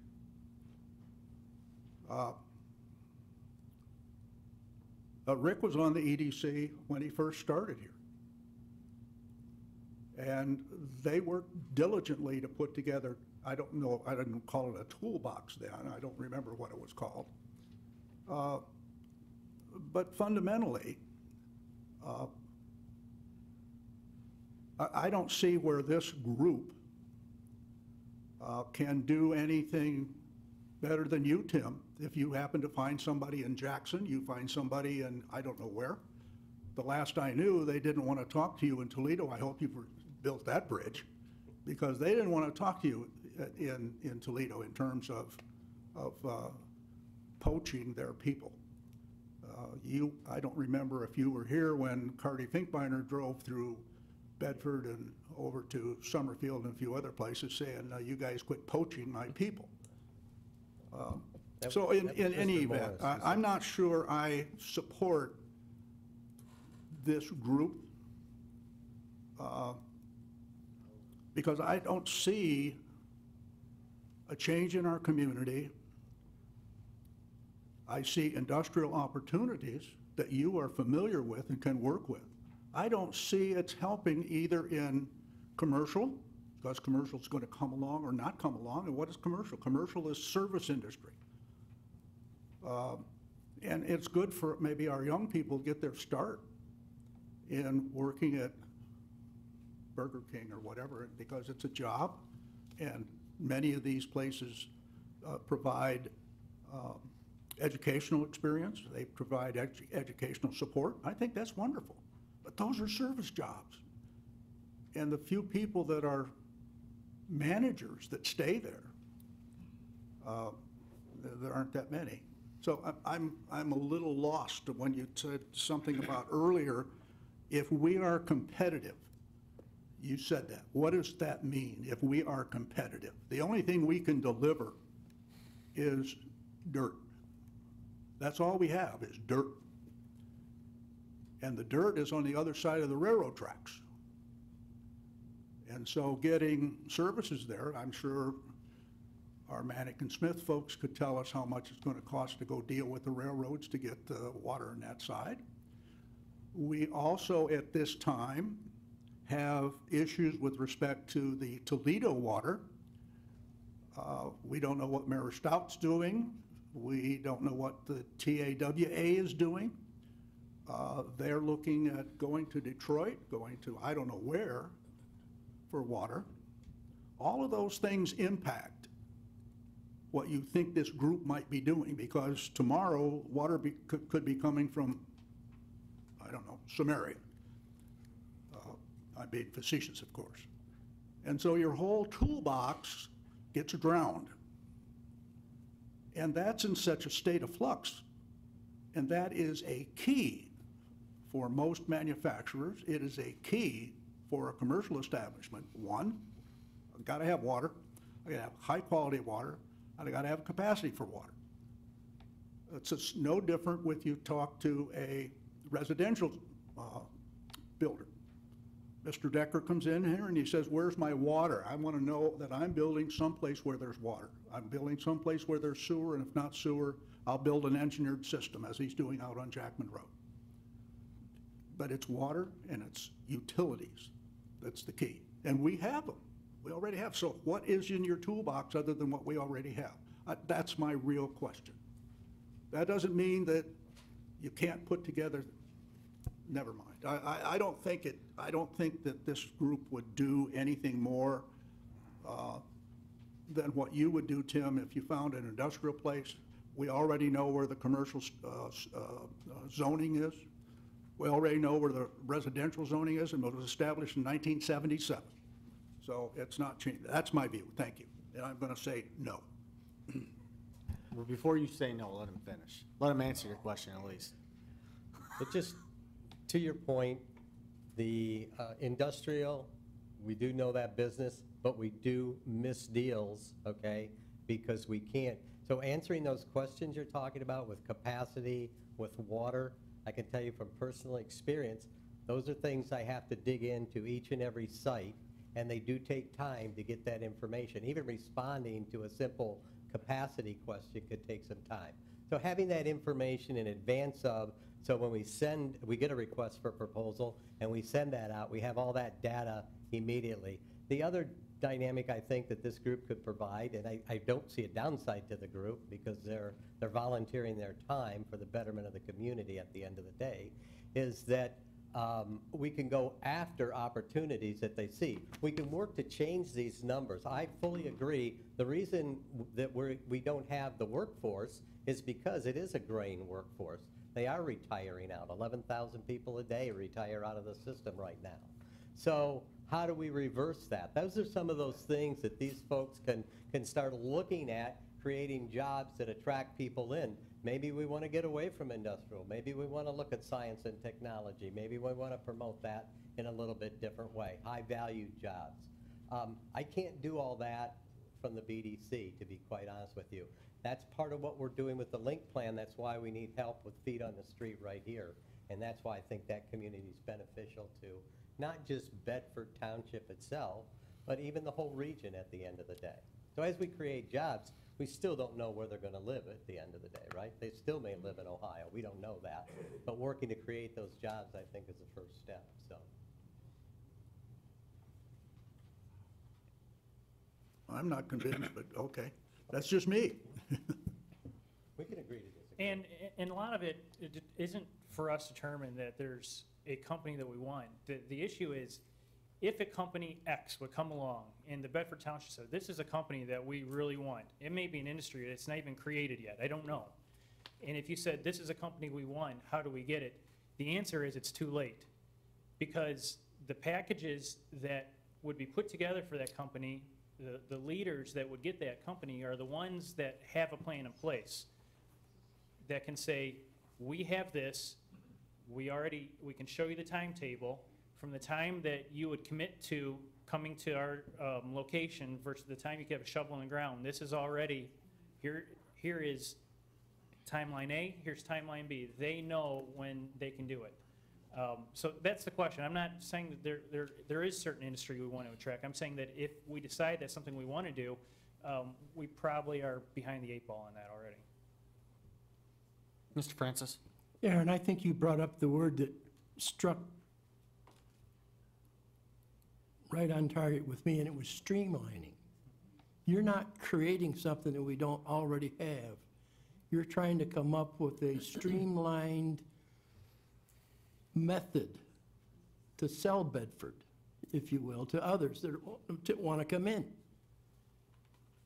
And I think part of it would be going after some industries, businesses that would attract younger folks to move into Bedford that would help solve our aging problem and graying problem. If we don't, we're just going to die as a township. Any township would. We have to keep generating new types of employment for the younger folks that need that employment and want that employment, and hopefully they'd move into Bedford, which would help our schools, which would help the whole thing. This is really a streamlining exercise, if you will, is the way I look at it. And in that respect, I think it's worthwhile to do. Mr. Steiner?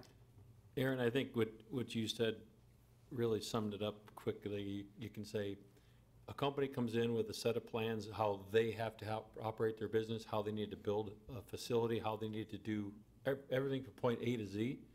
They've got a plan already written out. Right here, here's my plan, A through Z. And A takes 2 months, B takes 1 month, C, so on. They've got that all identified, and what you're asking for, in my mind, is to say, here's their plan. I can put mine next to it. I can check a box, say, this 2 month, I can meet it because we have this. This 2 months, I can meet it because we have this.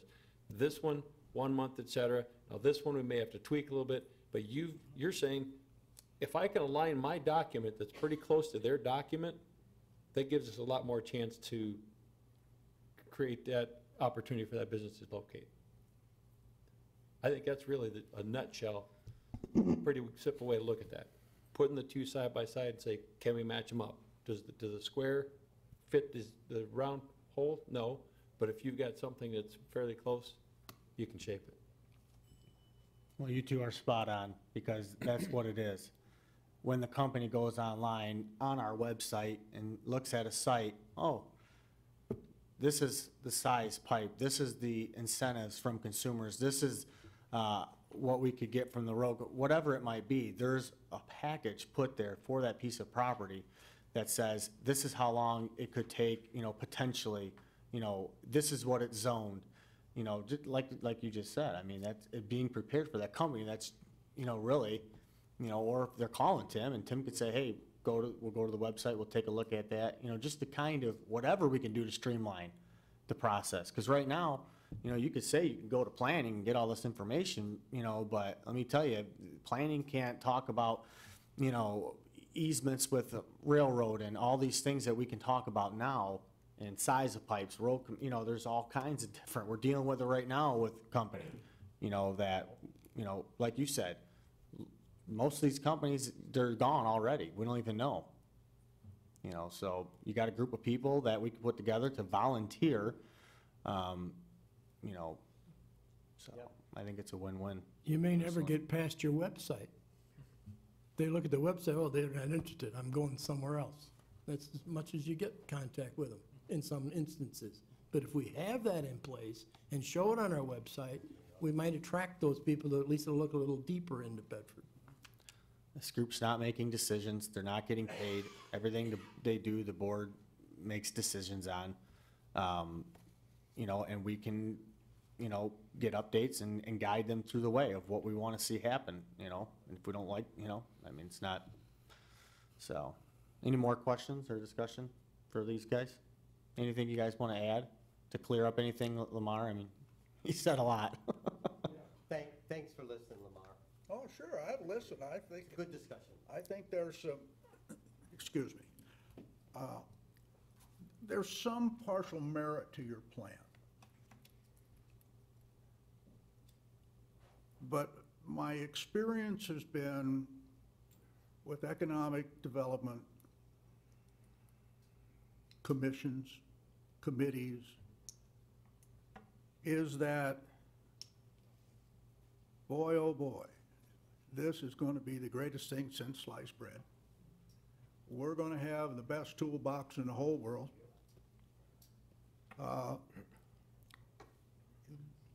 I've heard about toolboxes in the past. They tried it with the county level with a whole bunch of stuff, trying to get things streamlined. And I just don't believe that we need a 9-person committee or a 10-person committee or a 12-person committee to do that kind of work. We have skilled people in the township today at our staff. If we are worried about how long it would take to get the water from this side of the railroad tracks to the other side, we got an engineer. We can find that out in a month if we want to pay for it. But have any of you ever dealt with railroads? Mm-hmm. They're tough people. Yes, absolutely. If you want to talk about a sidetrack, may take you a year.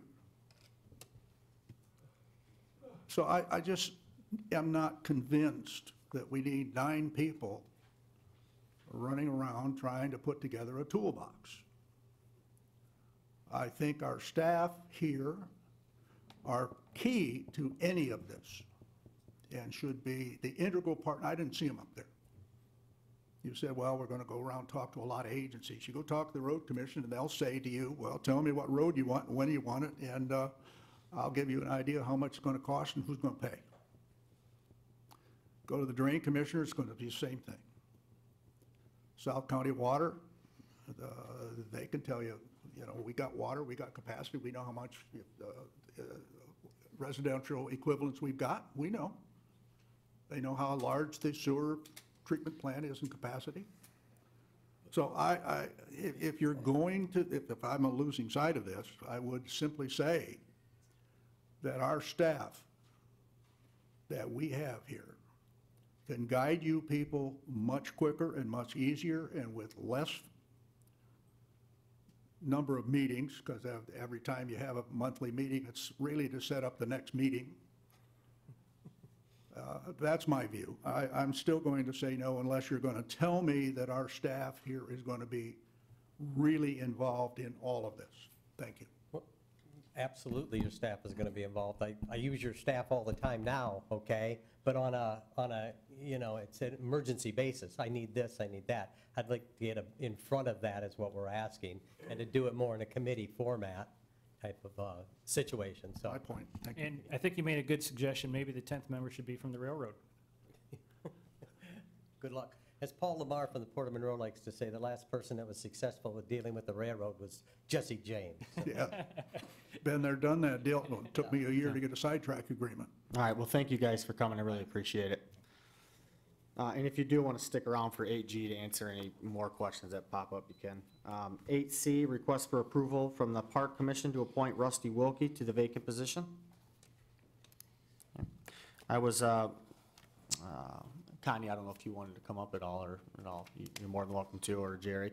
But I did sit with these folks, with the Park Commission, you know, going through the application, narrowing it down.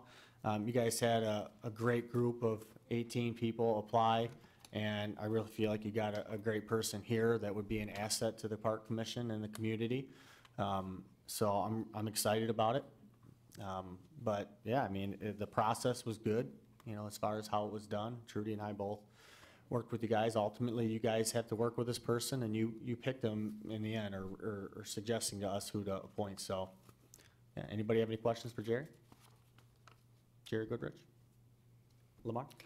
Just a point of personal privilege. This is your recommendation to this board. Yes, it is. Thank you. Okay. Any more questions? Okay, seeing none, I look for a motion. Mr. Supervisor, I make the motion to appoint Mr. Rusty Wilkie to the vacant position on the Park Board through his term that would end November 2020. Support. Okay, motion supported by Mr. Francis. Discussion? Okay, seeing none, could you call the roll, please? Mr. Steiner? Aye. Mr. Francis? Aye. Mr. Frederick? Aye. Hirschberger votes aye. Mr. Peroni? Aye, the motion passed 5-0. Item 8D, request for approval of the agreement for additional deputy sheriffs for increased law enforcement services primarily within the jurisdiction of Bedford Township. A little more understanding, we're talking about the contract. The wording on it's a little hard to understand, but Sergeant Paul, if you want to come on up and kind of go through the process we went through and what we have here.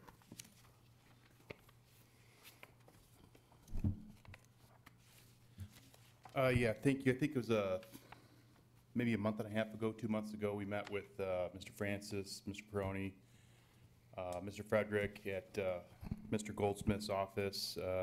Major Jeff Kemp, myself, participated, along with Mike Basonic, the county CFO, and we went through the existing contract that had been in place for a number of years. I want to say it was a standard contract that's used for all of our contracts, for all of our townships. But we did identify some areas that did cause some confusion, and I think there was a lot of good suggestions from the board members that were present, and I think we ironed some things out, and I think we're all in agreement at this point with the existing, or the current language that we come up with. Can we go over some of the changes of some of the language that was added or taken out and just? Sure.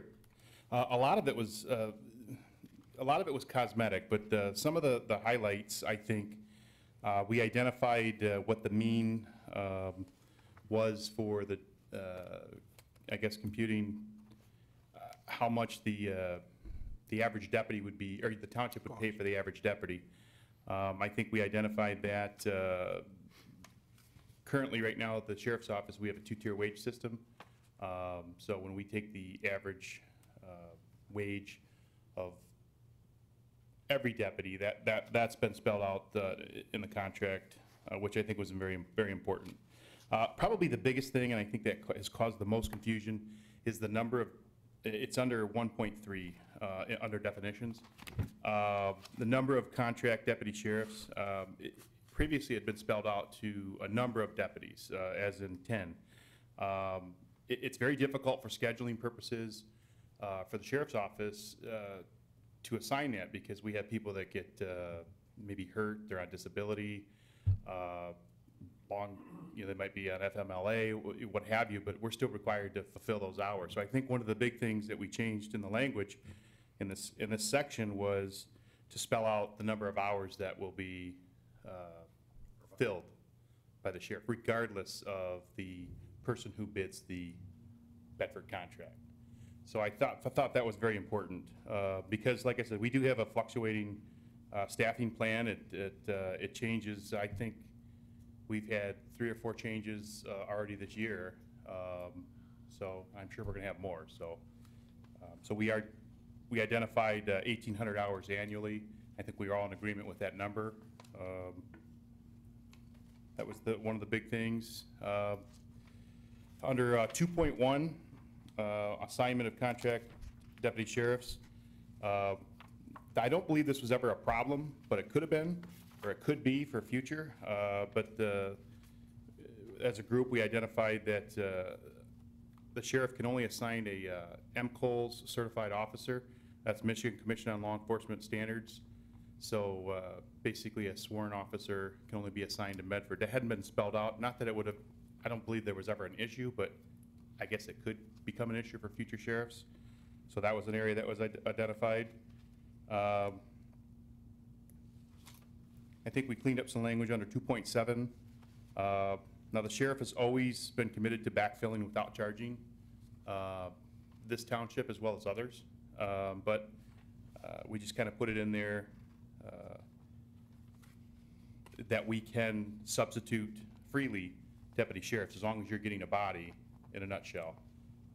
I think that's the important thing. So those were the big things. And again, there was a lot of cosmetic stuff that has been changed, but overall, I think we're happy with it, and I hope you guys are too. Mm-hmm. Any questions or discussion for Mr. Frederick? I want to thank Mr. Bosonic and the representatives from the sheriff's office who sat down with us and worked out some of these issues. You did a great job, and Major Kemp did too. We thrashed around some of the ideas, and I think we got to common ground, particularly with respect to the number of hours that we expect to be having here by people. Get away from a contract officer, whoever that might be. As you said, we keep changing them as people move around.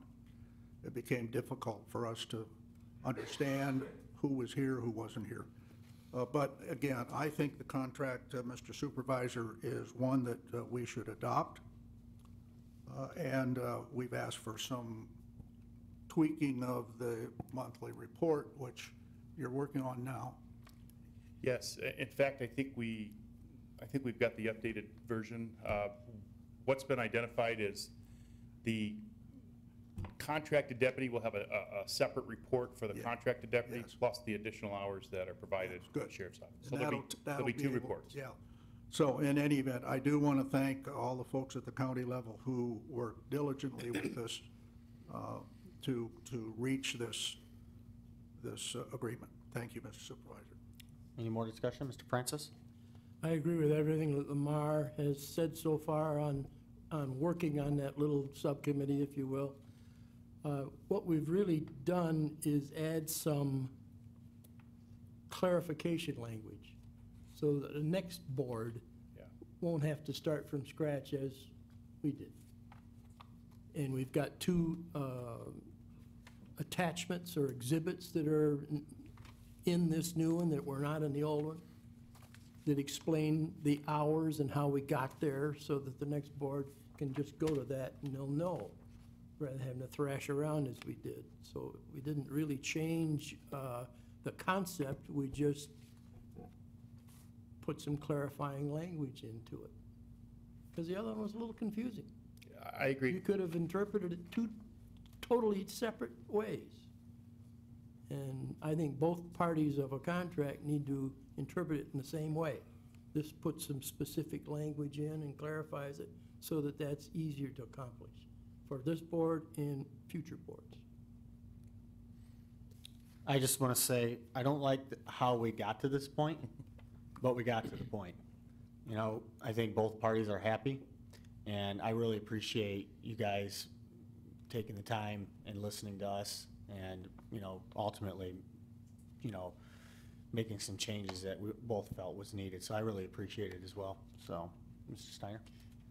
And since I couldn't volunteer to be part of that process, but I will say to our group and to the sheriff and the deputies, some of the suggestions I made, I see that you guys did do what I asked for. The big one was the hours. I said, call it what you want, you know, equivalent units or whatever, but it's clearly defined. It's the hours, it's a set number. And I talked to Mr. Frederick this evening, and I said, what about, you know, report? You just clarified that. You're gonna have contract hours, you're gonna have the hours of fill-in. That's satisfied to get to that number. So, again, I think you did a good job, you and our team. So I'm pleased with the progress that we've made. Thank you. Mr. Frederick? I forgot one thing, and that is we talk about the school resource officer. And we wanted to be sure that we had a letter of understanding from the sheriff that in the event that the school isn't working, that resource officer would come and work with us. By golly, he even wrote a letter that said that. That kind of surprised me, but thank you so much. In any event, that helps us out. So if you have no further comments, Mr. Supervisor, I move that we approve the agreement to provide additional deputy sheriffs for increased law enforcement services, primarily within the jurisdiction of Bedford Township, effective as presented, effective the first day of June 2018. Support. Okay, motion supported, discussion. Could you call the roll, please? Mr. Frederick? Aye. Mr. Francis? Aye. Mr. Steiner? Aye. Hirschberger votes aye. Mr. Peroni? Aye, and the motion passed 5-0. Thank you very much for being here. Thank you. Appreciate it. Thank you. Item 8E, request for approval of the resolution for the cost recovery ordinance fee schedule. Mr. Goldsmith? Thank you, Mr. Supervisor. Chief Adam Massengill and I worked together on this document, and I wanted to make sure that number one, the costs that are set forth in this resolution are fair and reasonable, and even more importantly than that they portray an accurate representation of what our actual costs are, which is all we are allowed by law to charge. And in speaking with Chief Massengill, we have been using this similar fee schedule. The reason it's set up as a resolution as opposed to having it in the ordinance is that it can be changed as circumstances and conditions change over time without the necessity of going through the ordinance amendment process. So I know the chief is here. If you would like to have him speak on this, but I believe he is satisfied with this. You'll note that we have the advanced life support, basic life support figures in there. Those are the reimbursement figures, again, that represent actual costs incurred by the township that are currently being used and billed by our agent who we have retained to do our billing. So unless Chief Massengill wants to add anything, I'd be happy to answer any questions, but these are fees that have been used. For example, in our current hazardous response ordinance, which I had a conversation with Lamar earlier today and I want to discuss this with Chief Massengill, but that ordinance probably now we could recommend to the board to get rid of it, essentially, because we have this ordinance, and so we don't have conflicting ordinances. So I probably will be making a recommendation to repeal that ordinance, but I'll talk to Chief Massengill because he's the guy that deals with it on a daily basis, and I want to make sure that we have everything in place that we need to have in place. Questions from board members, or anything you want to add? No, I'd just like to thank Mr. Goldsmith for working on this and getting out to date. The cost recovery ordinance, I think, generally, I think it would be fine to move forward. Our intent was to have an all-encompassing ordinance. So when we updated cost recovery, we included the hazardous materials and the other things into it. Really, what we didn't change was that fee schedule. I think from about 1998, we stayed with the fee schedule that has been in place for 20 years now, and we're comfortable with that. Okay. Discussion from board members. Any questions? Okay. Seeing none, I look for a motion. Mr. Supervisor, I make a motion to approve the resolution to establish the cost recovery schedule pursuant to the Bedford Township Cost Recovery Ordinance as presented. Second. Okay, motion supported. Discussion. Could you call the roll, please. Mr. Steiner? Aye. Hirschberger votes aye. Mr. Frederick? Aye. Mr. Francis? Aye. Mr. Peroni? Aye, and the motion passed 5-0. Thank you. Okay, item 8F, discussion on the damage done to Jackman Road. I was gonna put this on the agenda for approval, but I wanted to wait till we had 100% for sure going to receive money from the insurance company. I was driving down Jackman Road and noticed that there was some damage done for about a quarter mile of it. And then I noticed it looked like a tractor or something put its disc down and drug the road. And I noticed where the tractor went into somebody's driveway, so I called the road commission, let them know what happened, and then I called the gentleman that lives in the home with the driveway. He told me what farmer had done it, so I got a hold of the farmer and, you know, basically asked if he would cover the cost of his damage. Basically what they're recommending is a chip seal for that quarter mile. So I got a quote to do the whole mile of Jackman Road because it is due, right, Barry? It is due for some maintenance, so we thought we'd do a chip seal on the whole road. Basically, the cost is around $19,000, and the insurance company share would be around $5,200, something like that. So, you know, our total cost would be around $13, $14. I just wanted to update you guys, just in case anybody's driving on the road or anybody in the public, that just kind of know we're on top of it. I do want to wait till I hear back from the insurance company. They're sending their people out there to look at it and inspect it and deal with the road commission to make sure they're jiving. So that's pretty much it.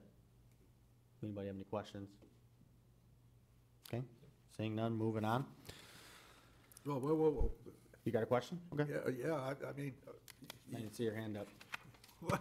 I had it up, but the story is, you're saying, okay, go ahead. Are you asking us to approve this No, number? not tonight. I'm gonna wait till I okay, find out I have confirmed the Okay, money's coming yeah. from the insurance company. Okay, I And at wondered- that point, Yeah. you know, I would bring it back for approval. I Okay. don't wanna go ahead and do it and then not, you know, receive the money, Yeah. so. Because the insurance company's only gonna pay to repair this section. That's that what they're- that yeah, is, a yeah. section. Okay. Their Thank share you. would be Thank you. 52. Yep. Okay, item 8G, discussion on forming an economic development committee. Like these guys came up presented, I appreciate it. We've spent a lot of time on what we would like this to look like. There's properties over off of Stearns and Telegraph area, you know, that are I-3. You know, that's one of those things, you put a package together for that specific property of what it would take to get certain things there, how big a pipe, you go, you know, with the, you know, Consumers Energy and all the different entities, you know, just to learn about the property and ultimately put a package together for it. You know, if a company went in there, what would the state offer, you know, 50% off wages for the first 100 employees if it's some, whatever. You know, you could put that in the package, and I think that's important, like Mr. Ween said, who's in this business today, that if you're not ready, these companies, they want to go and look and be digging in 6 months, you know, a lot of them. And I believe we get passed by a lot, and like Tim said, I mean, he deals with this on a daily basis. These companies, you know, they have sites in mind, they pick a site, and there's other townships and cities that are ahead of us. You know, within doing, just like Aaron said, he deals with this on a daily basis with Toledo. They're doing this, you know, so in order for us to be competitive, you know, I think we have to do stuff like this. You know, this is what the Pillar's doing with the county. I mean, just being prepared. The 8 sites that are identified for the I-75 corridor study, that's what they're doing. They're doing the homework now for those 8 sites. What do they need? Do they want to sell? Are they, you know, I mean, just everything to kind of get, we're not spending money. We're not going to be extending sewer. We're not going to be, you know what I mean? Just the simple things for them to look at and say, I think I can work with that. I'll go to the next step, call the realtor, get a meeting together, and you have everything really a little more prepared than just, hey, let's go talk to planning. Hey, let's go talk to all these different entities. That takes time, you know, so I think it's much needed. There's a lot to kind of go over. I think, you know, if the board did approve it tonight, we would go back to the ad hoc and kind of put together an exact deal of what we're gonna do, right, guys? I mean, we kind of talked about that, then present it, you know, to the board of kind of the mission. So. After, Mr. Francis, after we had talked about it, the one board meeting, I said I would get a group together and get this ball rolling and then come back to you. So that's what we did. So no, the board did not, you know, put a committee together. So that's kind of where we're at. So if the board, you know, doesn't think we need this or wants to table it, wait for a full board, you know, it's up to you guys. So I think it's much needed. Just being involved with the county like I am with the streamlining and the pillar teams with the county. So I'm trying to do some of those things they're doing on a smaller level here in Bedford. Mr. Frederick? I move that we postpone this to our next regularly scheduled meeting because I think the full board should be here. I think the full board should understand what this involves. We're missing 2 members. That's my motion. Thank you.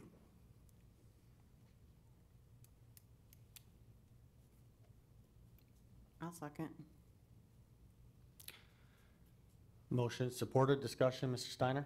Just quick comment, and Mr. Frederick remembers this, that he did state that I was on the Economic Development Corporation back in early 2000. We started down a similar path. So at one point, though, we weren't getting the commitment out of the people to advance to do the work. I talked to Mr. Frederick at the time. I said, why do we even bother to have an EDC? If not going to get anything done with it, then we might as well fold it. He agreed with that. Within, I think, 2 years or less, that it became sort of an inactive committee and didn't really do anything. So the one thing I will say is if it can be an active committee that's going to commit to a job and do the work, I think it could be successful. We just don't want to have another committee that says, oh yeah, we can do all this, and then it just says, yeah, we could do it, but we need to see the result. And you know, some of the people you mentioned, I'd like to see who would be suggested for the committee, and I would say it's doable, just by getting the right people with the right commitment. Okay, any more discussion? Okay, could you call the roll? Mr. Frederick? Aye. Hirschberger votes aye. Mr. Francis? Aye. Mr. Steiner? Aye. Mr. Peroni? Aye, the motion passed 5-0. Thank you guys for being here, I appreciate it. It'll be on next agenda, so. Okay, number 9, comments from the public. Comments limited to 5 minutes for each individual.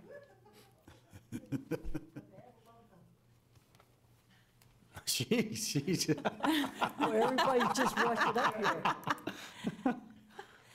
My name's Connie Veliquette. I'm one of the park commissioners, and I just wanted to thank the Township Board for approving our recommendation to fill our vacancy, and also to remind our community about our fireworks this Friday at dusk with the rain date of Saturday. Thank you for your comments. It's not supposed to rain this Friday, is it? Okay. Is it? My name is Greg Skyver, and I live at 1520 Meadowbrook Way. Okay, and this concerns the roads, and I hope that the people that are going to have things done in the future would look at this and listen to what I have to say. Anyone in here that lives on those roads that are going to be done ought to drive down Meadowbrook Way and take a look at it and research what has happened. I will give you a hint. I started the petition to get the road done. Okay, everybody, Trudy especially, was very helpful in showing me how to do that. I went around, I got the petitions. We got an approval to do it. I asked if we could go and get bids on the road. The road commission told me directly, okay, go ahead. If you want to get bids and have it done, go ahead and do it. We'll tear up the road and then we'll charge you to redo it. That was one of the things that was told to us.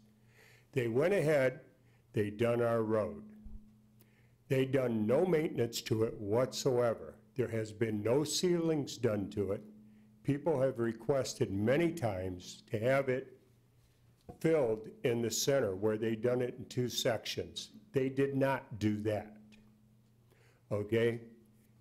There is no preventative maintenance program set up for the roads in these communities, or in these subdivisions as we call them. I had a word I was going to use in the beginning that said there's plenty of blame to be passed around, but I don't like to use something that strong. I think a large amount of attention needs to be applied to this by our township and the road commission, okay? Anyway, this is not, our road on Meadowbrook will not be completely paid for another 2 years. It was bad enough that I kept up asking at the Township Board level, at the Monroe County Road Commission, and I get all these. From here, I got some very good answers. I got no major response of any concern for the problem that we had. Somebody may say I'm wording this wrong. Please allow me a little room on that. But I asked that we have a mill and fill, okay? The answer was no, we're not going to do that. There's no show of concern by anyone, this would cost you this would be done, all of that. This should not have gotten this far to start with. It should have been taken care of a long time ago, okay? And in the future, I would hope that there would be something put together by this township and by the road commission to notify the people that you're going to have things done in a period of time, and it's going to cost a given amount of money, okay? And I'm trying to go as fast as I can here, okay? You got a minute. It was a patch job. Thank you. Okay. And quit interrupting me. Okay. There was patch jobs done on the road, okay? Then, after that was done, there was a chip and seal done, okay? I asked about a fog seal. Once again, no cooperation from the board up there. The answer is, nope, we're not going to do it. Okay? My question is, why are we the victim of a job that was poorly done? I have people's names. One of the fellows happens to be Paul Boxteller, quoted as saying, Road Commission should not be doing subdivisions. Not only that, ours was the last one done because they got out of the business of doing them because they failed. And now we are a victim of it. They're going to redo that whole section of all them roads over there, and ours is going to be the worst of all. And I do think that someone should look into this, and we should have something done to correct ours. That's about all I can say. Go ahead. It looked like somebody was going to comment. I'm sorry. No, I'll say, I'll kind of fill in a little bit more for my public comment. This is Hey, Greg, ridiculous. your time is up though, Greg. I'll help, I'll do some comments for you too. Any more comments from the public? Logan Tisdale, 1308 Brandywine Street. I'm amazed. I hear you compliment the sheriff's department for the contract. They wouldn't have done anything unless it was for private citizens that came here and brought the attention to this board multiple times over a long period of time that there was something wrong with the contract and we weren't getting the services we should have got. At a great personal expense. That's who did this. It wasn't them. In fact, it'd be the same way if those people hadn't come forward and said something. Let's set the record straight here. People have taken personal hits over here. I've had people make comments about me publicly about the state police department. I've heard people make comments about Mr. Ansel. Those are the people that made this contract right. Not anybody on this board, not the sheriff's department. And here that just irritates the living heck out of me. It's private citizens that did this. Not only with this board, but the previous board.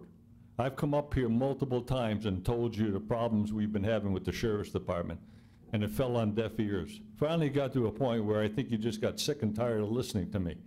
But I can tell you the one thing here, that a contract between two people, there's a promise made by one and a promise made by the other. They better fulfill their promise. 1,800 hours per deputy, that's 18,000 hours. That was the other contract. That other contract said the same thing, but it was convoluted. And it was changed to make it look better for everybody else, and the sheriff's department included. But it was private citizens that did it. Don't you forget it, and I won't let you forget it. It was private citizens that came forward and took hits from people, publicly took hits, for coming forward and standing up for what they thought was right, because they cared about the people in this township. They cared about the police services that this township deserves, and we weren't getting. That's who made this contract available. That's who made this contract real, is us, the public. Not you, not the politicians on that sit and worry about what other people think. It's the private citizens that make a difference in this community. And I applaud people that come up here and say things publicly. And I tell you what, it just irritates me to hear this tonight, because I got a feeling, I knew that was gonna happen. And that's why I sat here through all of this, just to make this public comment, that it's private citizens that make the difference in this community, not this board. Any more comments from the public?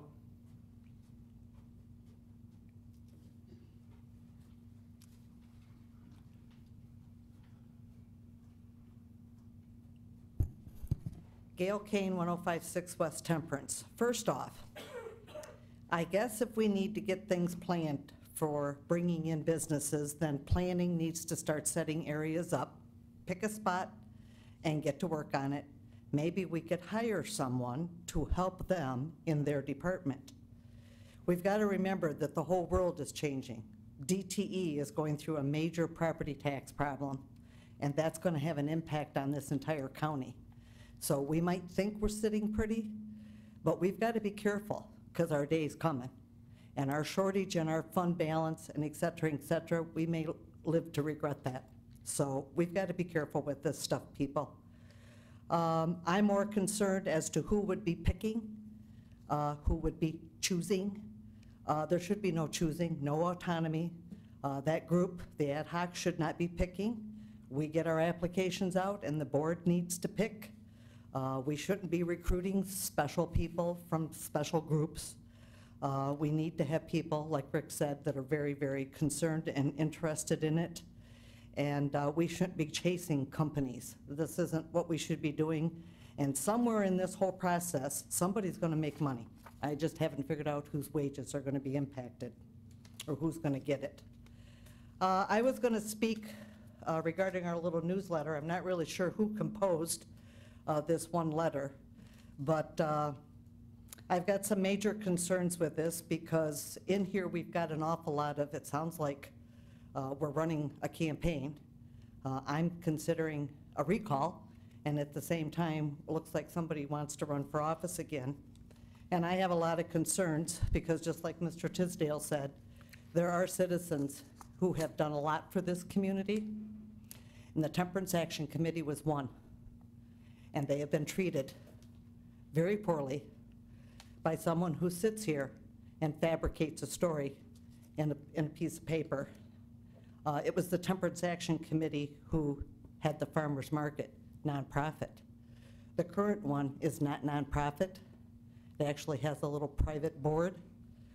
You can't see their monies. You can't see their papers.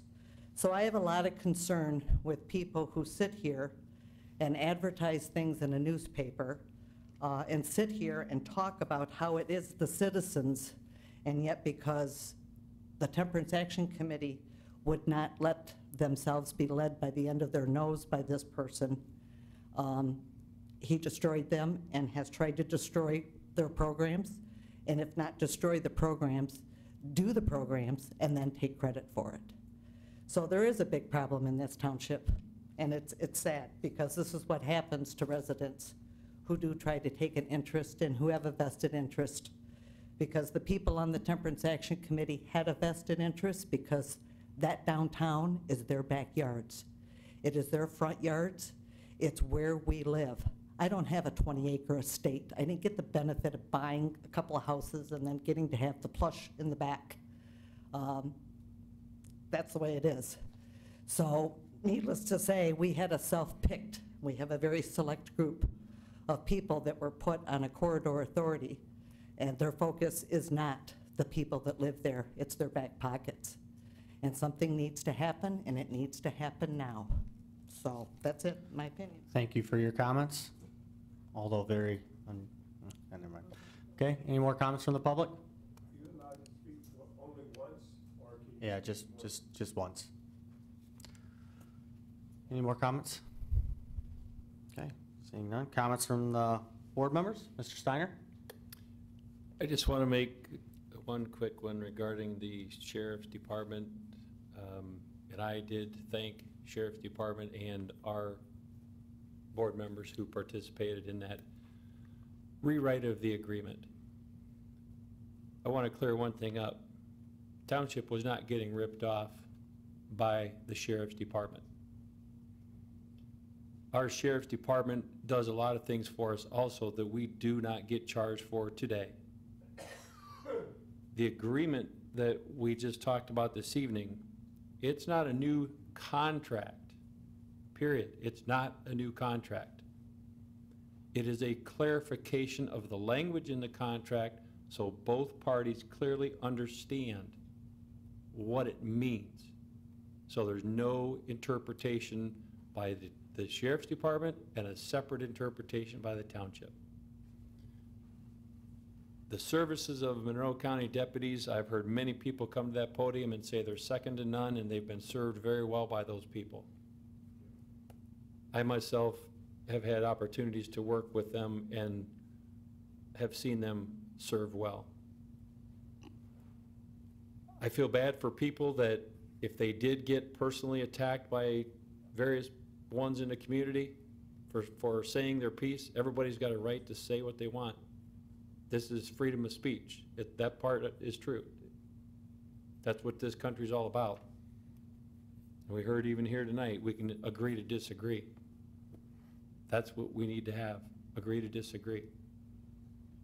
But I respectfully disagree with those who do not believe that our sheriff's department is doing their job and keeping this community safe. We have a very safe community. Not to say that things can't improve, and believe me, you'd have to put probably 200 officers on the street, and you still wouldn't catch everything that's out there. Then two last things that I want to bring up. It's one and the same really, but 2 points. Distracted and texting while you're driving, and the other one is drunken driving. I drive through an area, 2 different areas actually, on my way to and from work every day. And this past week, within the last 7 days, there was a construction worker killed by a drunk driver. And then last Friday night, there was, in a construction zone, entering the construction zone, there was a father from New Jersey and his son. They were actually coming to Michigan for a funeral. And they were hit by a semi in this construction zone, and they were both killed. And I look every day now because I can see where it took place. And I don't want to be a statistic in those construction zones. I don't want to get hit by a drunken driver. Please, we all need to be aware of what we do in our car. I don't have to explain what that means. Let's all be safe. Mr. Francis?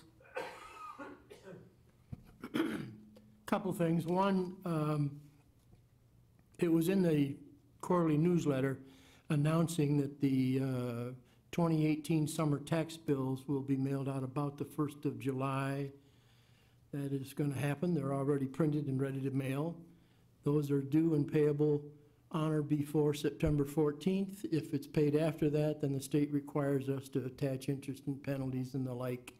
I think everybody's aware of that, but I just wanted to bring it up because that's going to happen in the next couple of weeks. They'll be mailed out. Another thing I wanted to mention, there's been a lot of rumors that I've heard personally in the last few weeks regarding the closing of the Temperance Fire Station. That's not going to happen. This board has never discussed that. According to the statistics that, and I serve on the Fire Advisory Board, as does Mr. Frederick, the statistics that the fire department has kept for years and years, there's a map on the wall that shows where the different incidences have occurred. The 3 stations where they're located right now are the perfect positions to cover those in the shortest amount of time.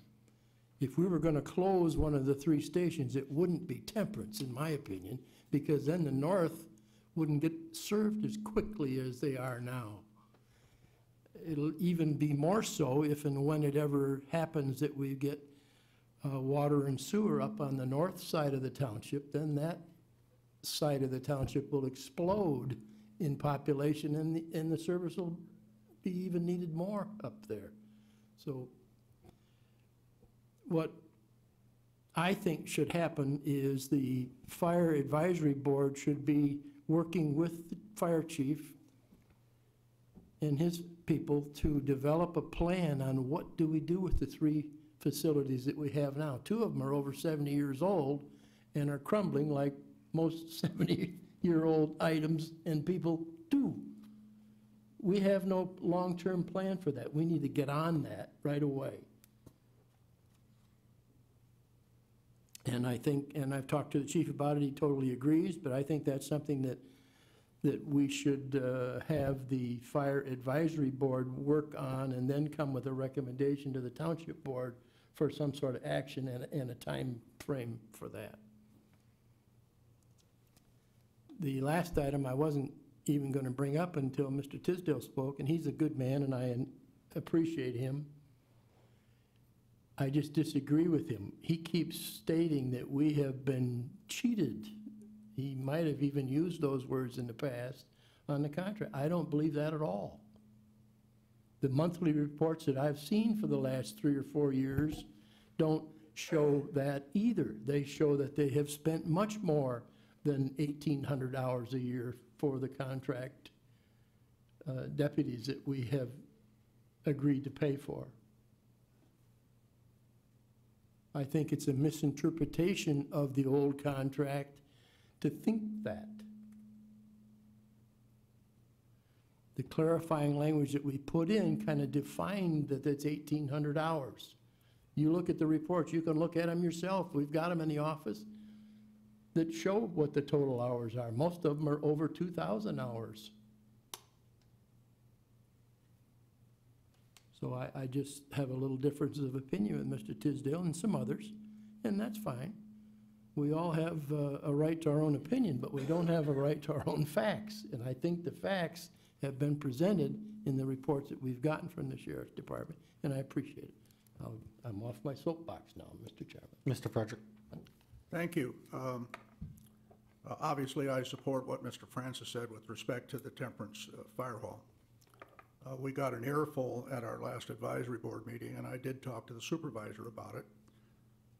There's no way, as long as I'm on this board, that except for fire casualty and the thing is blown up or falls down, that we're going to close Temperance. If we divide our community by a third and a third and a third, there's about 11,000 people that are served by each of the stations, plus or minus a little. And if we were to close that, let's assume half of them would be, at the minimum, placed in jeopardy in terms of response time. That we could not live with. Our duty is to provide the health, safety, and welfare of our community. Lastly, ISO, the International Service Organization, would come in and review the response times, the equipment. They would look at our entire township again and more than likely raise the fire insurance of those folks that are north of the Temperance Fire Station, only because the response times have changed. We can't live with that. I was here when we first brought ISO in to do our study, and we got our rates reduced substantially, except for the poor people on the corner of Rauch and Minks, which is the farthest way to get to. And I also concur that the Fire Advisory Board, working with the chief and the fire department, come up with some strategic plans with respect to those buildings. Lastly, another rumor that's flying around today, Mr. Supervisor, did the assessing department hire somebody in the last day or so? Today, and it's in my notes. It's seasonal. Well, I don't think that's the way we discussed this some time ago, about hiring people, part-time, temporary, or whatever. About 2 months ago, Ms. Tinbury brought up the issue of, she walked in and said, who in the heck is that person? Didn't know that they'd been hired, didn't know what they were doing, didn't know what their salaries were, didn't know what they were supposed to be doing. I then drafted some language for the personnel policy that got rid of seasonal workers, part-time workers, and something else, and called them all temporary workers. I delivered it at the Personnel Committee. I guess it went into a black hole because I haven't seen anything since then. And one of the comments that we had at the night Ms. Chinbury brought this up was that we were going to ask the department head to provide a letter to us saying, here's what we intend to do. This is what the work will be of this person. This is what the salary will be of this person. So one, we knew what happened. We don't know the criteria under which this individual was appointed, hired, staffed, whatever word you want to use. And fundamentally, I don't like that. We should understand fully who's hiring who and why and what their credentials are. So since you're going to bring it up, then I'll wait to hear your comments. Lastly, in the Township Focus, which used to be the Township newsletter, a big section on what the state wants to do with the assessing department in townships, villages, counties. This is going to be, if this statute passes, there are going to be substantial changes in the assessing department going forward. In fact, they may disappear. And the county would take over that responsibility if it passes. So I seem to think that we need to have an understanding from Mr. Matlow. If any of these things happen, what's it going to do to the assessing department? The assessing department is it's an important part of our staff. They work hand in hand with the Treasury Department in terms of determining our tax returns, our tax charges, what the value of our community is. And they're also required, usually over 5 years, to reassess the properties within the township. I'd like to have a report on that at the next meeting as to where they are. So I have, Mr. Supervisor, taken some offense that we've hired somebody. Did you know there was somebody hired in our clerk's department? I'm sure you do, because you were in today. I didn't know that one. Oh, you didn't know that one? No. Because I So think there's you're a little another one. confused So with what we talked Mr. about. Supervisor, I have stated my position that Yeah, we ought to you've know got- about this ahead of time. You've got Thank a lot of them. Thank you. Okay. Ms. Hirschberger? Okay. Hey, we don't need any comments in the rear. I guess I'm guilty of it too. Because I told this board when we first discussed it that I will always bring in a person to work during election time. Yes, you did. And I have done that. Linda Brown started She's working in the clerk's department during election time. She's making $15 an hour, which is the minimum we pay for part-time people, and she will work until approximately a week after the November election, on and off as needed for ballots. AV ballots are going out mid-next week. I think, Paul, you're gonna talk about hazardous waste Thursday. Did you have that on your list? Yeah, but go ahead. Okay. Hazardous waste collection is this Thursday, June 21st, from 3 to 7 behind the Township Hall. And that's all I have. Okay. A lot of doom and gloom tonight. Let me tell you, from my end, we don't have much of that because we've got a lot of good things going, a lot of positive stuff going. So, man, all the negativity and stuff, I'm glad I'm able to just plow right through it and do my job and still get stuff done because I don't let it affect me. A lot of rumors, and it's sad to say that rumors get to where people actually bring them up because the Temperance Fire Station is nothing but a rumor. And a lot of them come from one person. And it's sad, but they're rumors. A lot of things are talked about when we fix the Temperance Fire Station was one of them. Do we want to stick $50,000 into a building that you don't know the future of? Future of, meaning, are you going to put a second story on it with sleeping quarters? Because I'd be danged if in 5 years you want to do that and you tear down the roof you just spent $50,000 on. So we did the $8,000 fix. That was what was talked about. I'm sad to say that some people just love to do the rumor thing, and I just, you know, it's sad. But so the SAD thing, I've been talking about it. When people come in for SADs, we have to get some sort of maintenance schedule from you, Barry, or for the Road Commission that we can hand to these people, that they know this is what you have to do from year 1 to year 30 for your road to stay. And we haven't done that, and we got to be better about it, you know, because then at least in 10 years, you know, we can come back and, you know, say, hey, have you followed that schedule, you know? And I feel bad for the road on Meadowbrook Way, you know? The Road Commission did step up and do a chip seal. If it wasn't for Greg Skyver, it wouldn't have gotten done. That man worked his tail off going door to door and coming to the township and going to the Road Commission meetings to get it done. He got it done, and I do appreciate that. He's getting, you know, feels like he's getting thrown under the bus right now with some of the stuff that's gone on. He should not be getting thrown under the bus. He worked his tail off to get something done, and he did. It wasn't what he asked for. He asked for a mill and fill. He went for the top. Well, he got what they offered. And what they offered was a chip seal. That chip seal saved that road, because that road was on its way for failure. It already was failing. And Barry, you looked at it, the Road Commission looked at it. So I appreciate your efforts, Greg. Thank you. You know, and Logan is right. I apologize to Logan.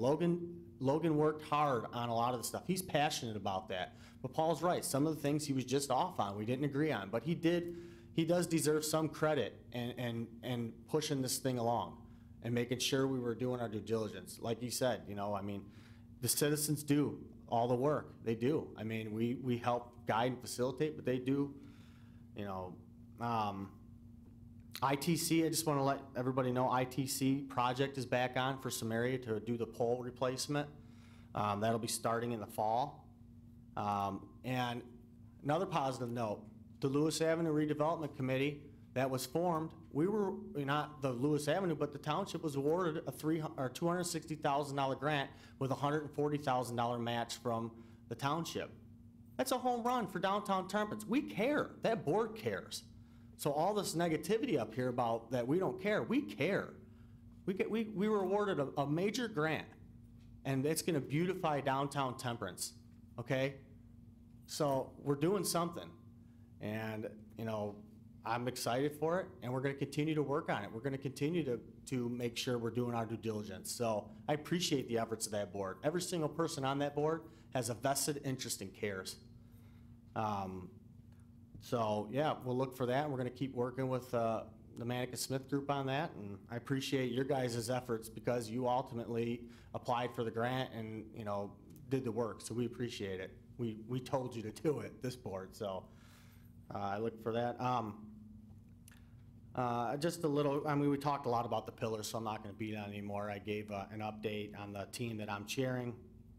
The bike cruise, June 30th at Jackman Road, 9 a.m., free shirts and wristbands while they last. I think it's going to be a great event. You did talk about the hazardous waste day.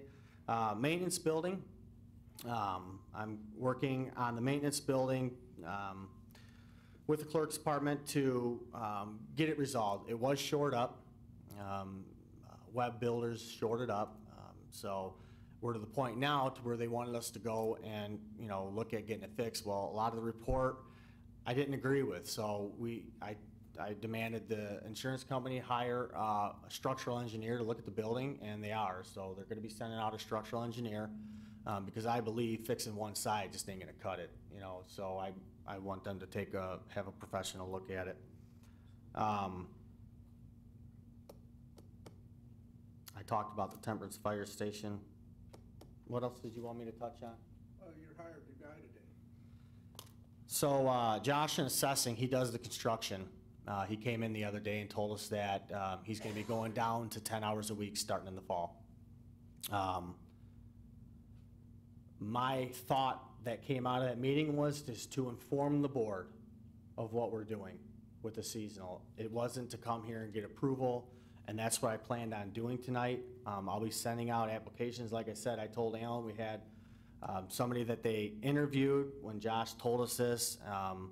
And so, you know, we hired him to start training from Alan and Josh so he could pick up the slack from Josh. We have to hit 2,300 homes a year, and Josh is only working 4 hours a day, so he can only get 6 or 8 homes a day. We have to meet our quota. It's very important that we do that to get to our 20%.